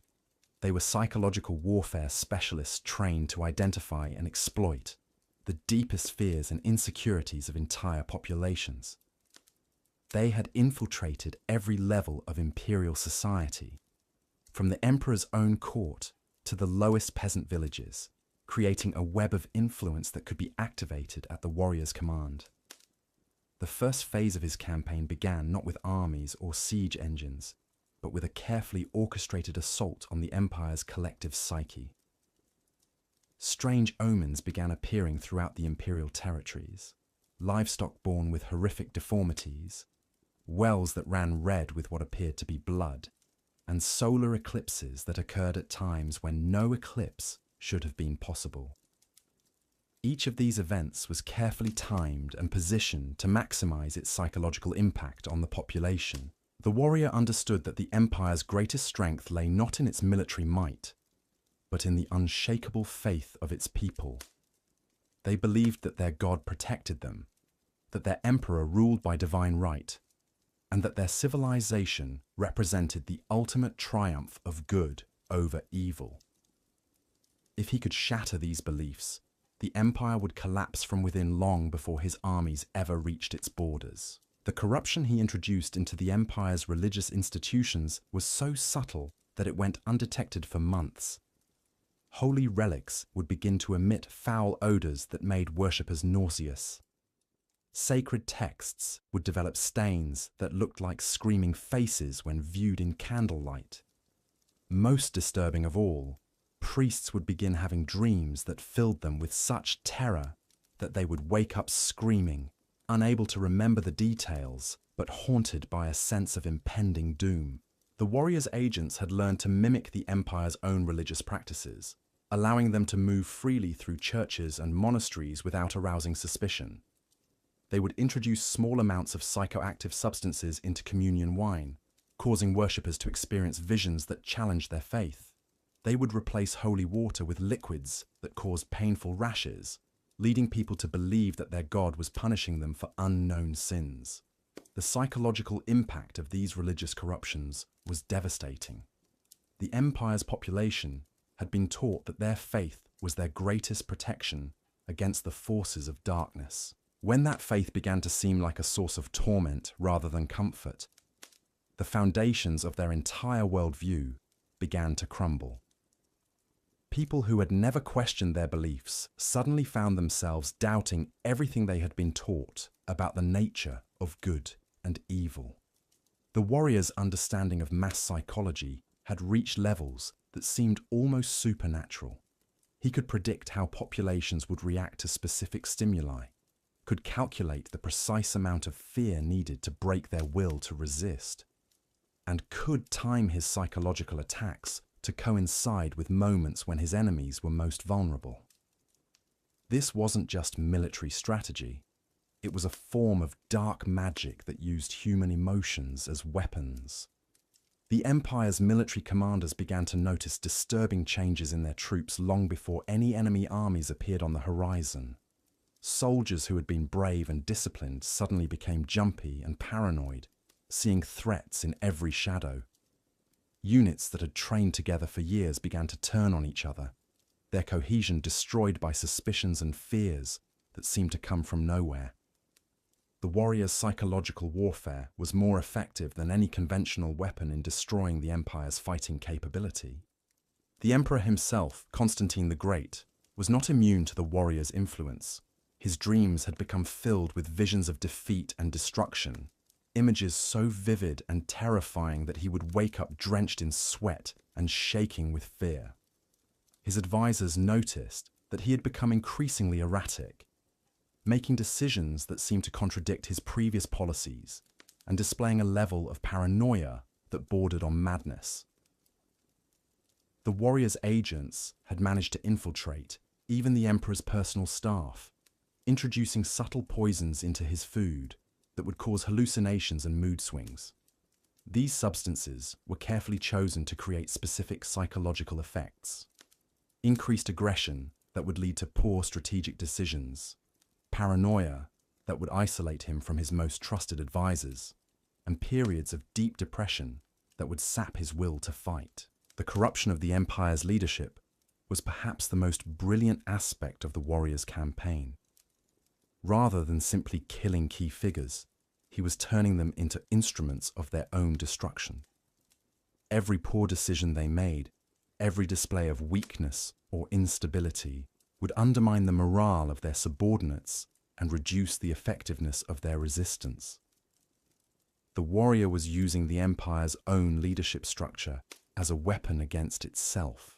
The first direct military confrontation came when the warrior's advance forces encountered an imperial army at the Battle of Blackwater Ford. The engagement was small by imperial standards, involving only about 5,000 troops on each side, but its psychological impact would be felt throughout the empire. The imperial forces were commanded by General Marcus Aurelius, a veteran of dozens of successful campaigns who had never lost a battle in 20 years of service. The warrior chose to lead this battle personally, not because the strategic situation required it, but because he wanted to make a statement about the futility of conventional resistance.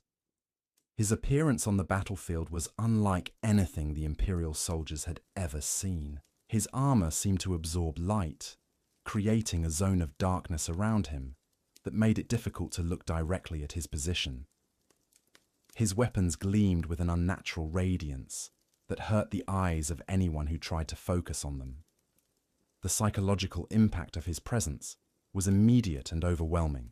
Imperial soldiers who had faced barbarian hordes without flinching suddenly found themselves paralyzed with terror at the sight of this supernatural enemy. Some dropped their weapons and fled before the battle even began. Others stood frozen in place, unable to process what they were seeing. The warrior's reputation had preceded him, but the reality of his presence was more terrifying than any story could convey. The battle itself was less a military engagement than a demonstration of supernatural power. The warrior moved through the imperial lines like a force of nature, his weapons cutting through armor and flesh with impossible ease. But it wasn't just his physical prowess that made him so devastating. It was the way he seemed to anticipate every move his enemies made, countering their attacks before they were even launched. The Imperial soldiers found themselves fighting not just a superior warrior, but someone who seemed to know their thoughts and intentions better than they knew them themselves. General Marcus Aurelius, despite his experience and courage, found himself completely outmatched by an enemy who operated according to rules he didn't understand. The tactical formations that had served him well in previous battles proved useless against an opponent who could move with supernatural speed and strike from impossible angles. The weapons and armor that had protected his men in countless engagements seemed like toys when faced with the warrior's enchanted weapons. The massacre that followed was so complete and brutal that it sent shockwaves throughout the empire. Of the 5,000 Imperial soldiers who had entered the battle, fewer than 100 survived, and those only because the warrior had deliberately allowed them to escape. These survivors would carry word of what they had witnessed back to their comrades, spreading stories of supernatural horror that would undermine the morale of every Imperial unit they encountered. The warrior's treatment of the battlefield after the fighting ended was calculated to maximize its psychological impact. Rather than simply leaving the dead where they fell, he arranged the bodies in patterns that spelled out messages in the old runic script. The messages were simple but terrifying, warnings of what awaited anyone who continued to resist his advance, promises of torments that would make death seem like a mercy, and challenges to the Emperor himself to face him in single combat. The sight of 5,000 elite soldiers arranged in ritual patterns by a single enemy was more demoralizing than any military defeat could have been. It demonstrated not just the warrior's tactical superiority, but his complete contempt for the Empire's military might. The message was clear. This wasn't just another barbarian invasion that could be repelled through conventional means. This was something that existed outside the normal boundaries of warfare, a force that could reshape reality itself to suit its purposes. The news of the Battle of Blackwater Ford reached the Imperial capital within days, carried by the traumatized survivors who had been allowed to escape. Their accounts of the warriors' supernatural abilities were initially dismissed as the ravings of men driven mad by defeat. But as more reports arrived from other fronts, all describing similar encounters with an enemy who seemed to possess abilities that defied natural law, the Empire's leadership began to realize that they were facing something unprecedented. The warrior's strategic brilliance became apparent as his campaign progressed. The Battle of Blackwater Ford hadn't been chosen for its tactical importance. It had been selected because of its symbolic value. The ford was a crossing point that had been used by Imperial armies for centuries, a place where the Empire's legions had won countless victories against barbarian invaders. By desecrating this sacred ground with such a complete and horrific defeat, the warrior was sending a message that no tradition or historical precedent could protect his enemies from his wrath. The psychological impact of this symbolic victory was amplified by the warrior's next move. Rather than pressing his advantage through immediate military action, he withdrew his forces and disappeared into the wilderness, leaving behind only the horrific aftermath of the battle. This apparent retreat confused the Imperial commanders, who had expected him to follow up his victory with a conventional advance. They didn't understand that the warrior's real objective wasn't territory or plunder, but the systematic destruction of their will to resist. The months that followed were filled with reports of supernatural encounters throughout the Empire's frontier regions. The warrior's forces would appear without warning, strike with devastating effectiveness, and then vanish before any coherent response could be organized. These attacks weren't random raids. They were carefully planned operations designed to create maximum psychological impact while minimizing the warrior's own losses. The pattern of these attacks revealed the warrior's deep understanding of Imperial psychology and military doctrine. He would target not just military installations, but the symbols and institutions that gave the Empire its sense of identity and purpose. Churches would be found desecrated in ways that challenged the fundamental beliefs of Christian civilization. Government buildings would be destroyed, with a precision that suggested supernatural knowledge of their construction. Most disturbing of all, the warriors' forces would sometimes appear in places that should have been impossible to reach, suggesting that they possessed abilities that transcended normal human limitations. The Empire's response to these attacks was hampered by the very strengths that had made it successful in previous conflicts. The imperial military was designed to fight conventional enemies using established tactics and strategies.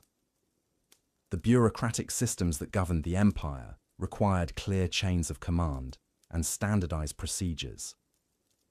The religious institutions that provided moral guidance were based on beliefs that didn't account for the existence of supernatural enemies who seemed to operate outside divine law. The warriors' campaign was systematically exploiting each of these institutional weaknesses. His forces would strike at targets that were protected by conventional defenses, demonstrating that traditional military thinking was inadequate against supernatural threats. His attacks would be timed to coincide with bureaucratic decision-making processes, creating chaos that prevented effective responses. Most devastatingly, his operations would challenge religious doctrines in ways that left the Empire's spiritual leaders unable to provide guidance or comfort to their terrified populations. The psychological pressure on the Empire's leadership was becoming unbearable. Emperor Constantine found himself facing a crisis that his training and experience hadn't prepared him for. The military advisors who had guided him through previous conflicts were offering strategies that seemed inadequate against an enemy who didn't follow conventional rules.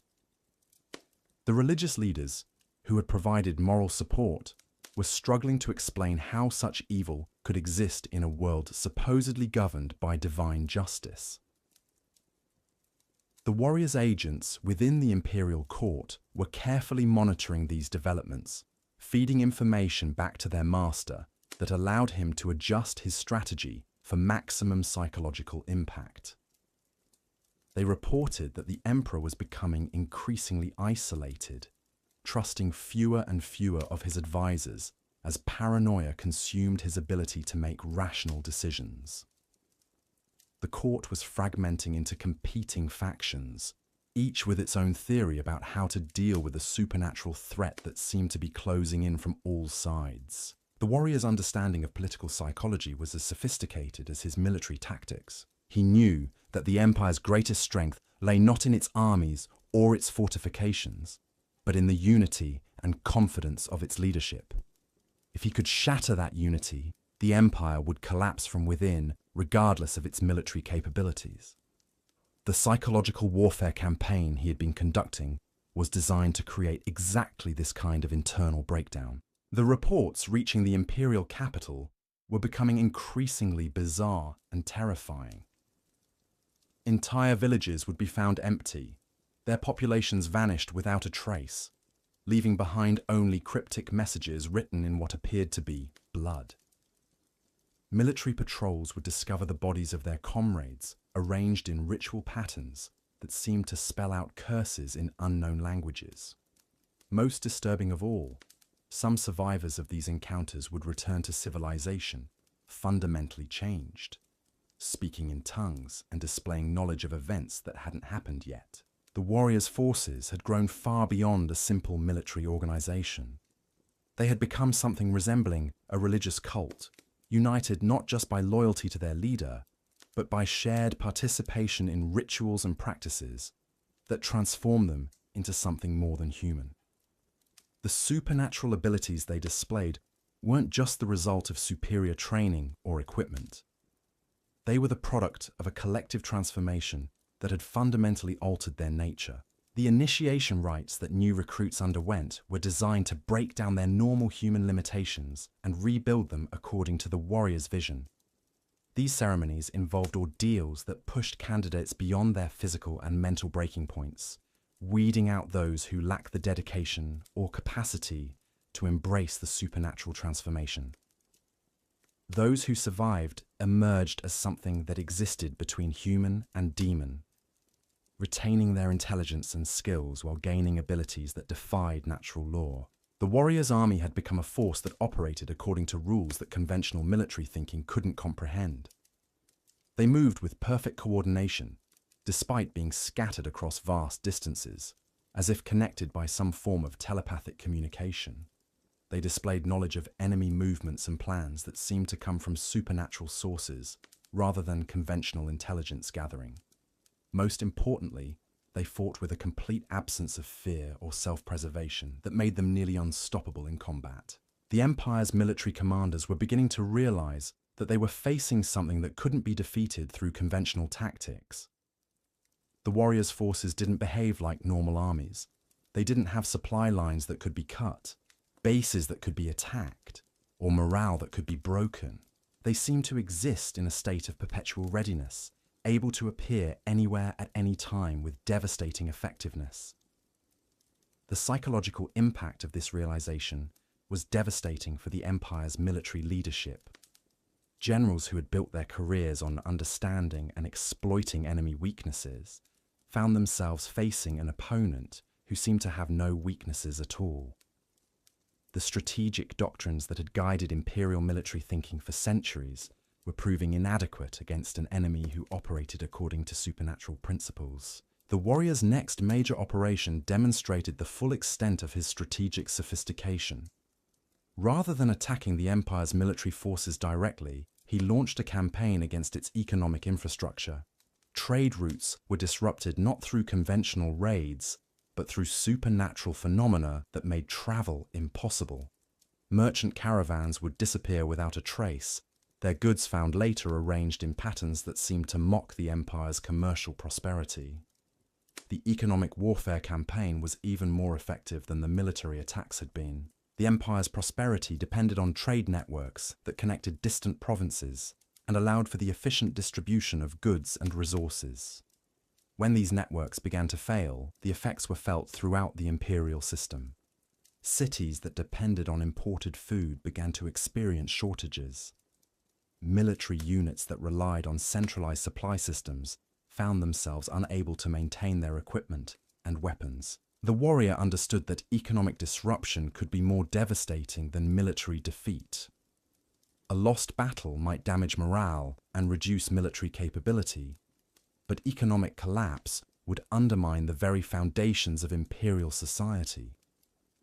The systematic destruction of trade networks would create suffering that affected every level of the population, from the emperor's court to the humblest peasant villages. The supernatural methods used to disrupt trade were carefully chosen to maximize their psychological impact.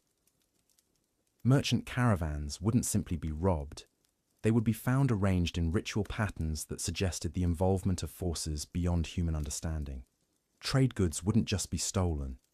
They would be transformed into objects that caused revulsion and fear in anyone who looked at them. The warrior was using economic warfare as another form of psychological assault, demonstrating that no aspect of imperial life was safe from his influence. The Empire's response to these economic attacks revealed the limitations of its institutional structure. The bureaucratic systems that governed trade and commerce were designed to deal with conventional threats like banditry or political instability. They had no procedures for addressing supernatural phenomena that seemed to operate outside natural law. The officials responsible for maintaining trade networks found themselves unable to develop effective countermeasures against threats they couldn't understand or predict. The warrior's campaign was achieving its objectives with terrifying efficiency. The Empire's military forces were demoralized and scattered, unable to mount an effective defense against an enemy who seemed to possess supernatural abilities. The economic systems that sustained imperial civilization were collapsing under the weight of systematic disruption. Most importantly, the psychological foundations of imperial society were crumbling as people lost faith in their leaders' ability to protect them from this unprecedented threat. The emperor's attempts to rally his people through public appearances and proclamations were backfiring spectacularly. The crowds that gathered to hear him speak were filled with people who had been terrorized by months of supernatural warfare. Their faces showed not loyalty and determination, but fear and desperation. The emperor's words of confidence and defiance rang hollow when delivered to audiences who had witnessed the futility of conventional resistance. The warriors' agents in the capital were carefully monitoring these public events, reporting back on the emperor's declining influence and the growing panic among the population. They noted that the emperor's own guards seemed nervous and distracted, jumping at shadows and displaying the kind of paranoid behavior that indicated their morale was breaking down. The very people who were supposed to protect the empire's leadership were becoming unreliable due to the psychological pressure of the warriors' campaign. The religious institutions that had provided moral guidance and comfort to the empire's population were struggling to maintain their authority in the face of events that challenged their fundamental doctrines. Priests who had preached about the ultimate triumph of good over evil found themselves unable to explain how such supernatural evil could exist in a world supposedly governed by divine justice. The theological frameworks that had sustained Christian civilization for centuries were proving inadequate to address the reality of the warriors' power. The warrior's corruption of religious institutions was perhaps the most insidious aspect of his campaign. Rather than simply destroying churches and killing priests, he was transforming religious practice itself into a source of terror and doubt. Sacred rituals would be interrupted by supernatural phenomena that made worshippers question their faith. Holy relics would begin to emit sounds and odors that suggested demonic rather than divine influence. Most disturbing of all, some priests would begin to preach sermons that subtly undermined Christian doctrine, spreading ideas that seemed to come from the warrior's own twisted philosophy. The psychological impact of religious corruption was devastating for a society that had been built on Christian principles. The empire's laws, customs, and social structures were all based on religious teachings that provided moral guidance and social cohesion. When those teachings began to seem unreliable or even dangerous, the entire fabric of imperial society began to unravel. People who had never questioned their beliefs suddenly found themselves doubting everything they had been taught about the nature of reality. The warrior's understanding of religious psychology was as sophisticated as his military tactics. He knew that faith was more than just intellectual belief. It was an emotional and spiritual foundation that gave people the strength to endure hardship and maintain hope in the face of adversity. By systematically undermining that foundation, he was destroying his enemy's capacity for resistance more effectively than any conventional weapon could have done. The empire's attempts to counter the warriors' religious warfare were hampered by the very nature of the threat they faced.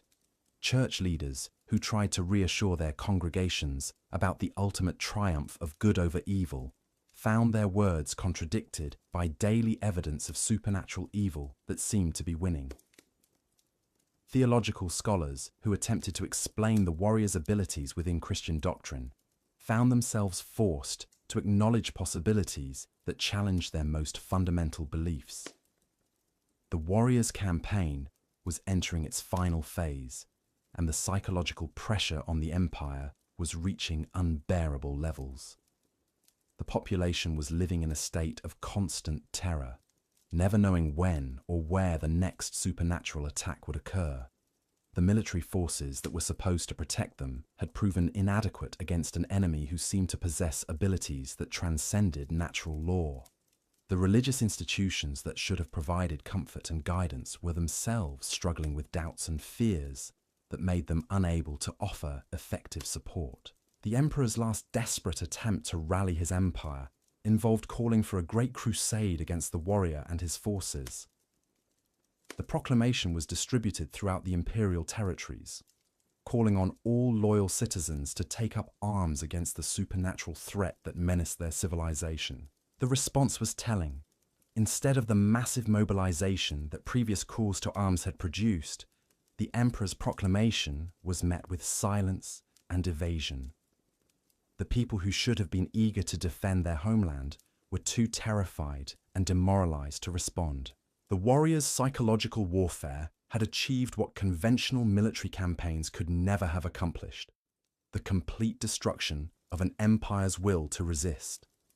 The imperial forces that remained were scattered and demoralized, their commanders unable to develop effective strategies against an enemy who seemed to possess supernatural knowledge of their plans and intentions. The civilian population was paralyzed by fear and doubt, no longer believing that their leaders could protect them from the horrors that seemed to be closing in from all sides. The final confrontation between the warrior and the Holy Roman Empire was approaching, and the outcome seemed inevitable. The empire's military might, its economic resources, and its religious authority had all been systematically undermined by a campaign that had targeted the psychological foundations of imperial civilization. The warrior had demonstrated that conventional power was meaningless against an enemy who understood the deepest fears and weaknesses of human nature. But even as victory seemed within his grasp, the warrior was facing a crisis of his own. The supernatural transformation that had given him his incredible abilities was exacting a price that grew heavier with each passing day.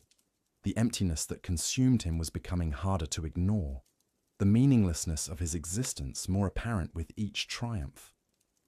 He had gained the power to destroy civilizations, but he had lost everything that made existence worthwhile. The approaching final battle would determine not just the fate of the Holy Roman Empire, but the ultimate meaning of the warrior's transformation.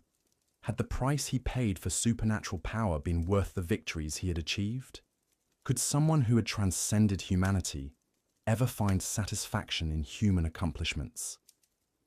These questions would haunt him as he prepared for the greatest triumph of his career, a victory that might prove to be as empty as all the others that had come before.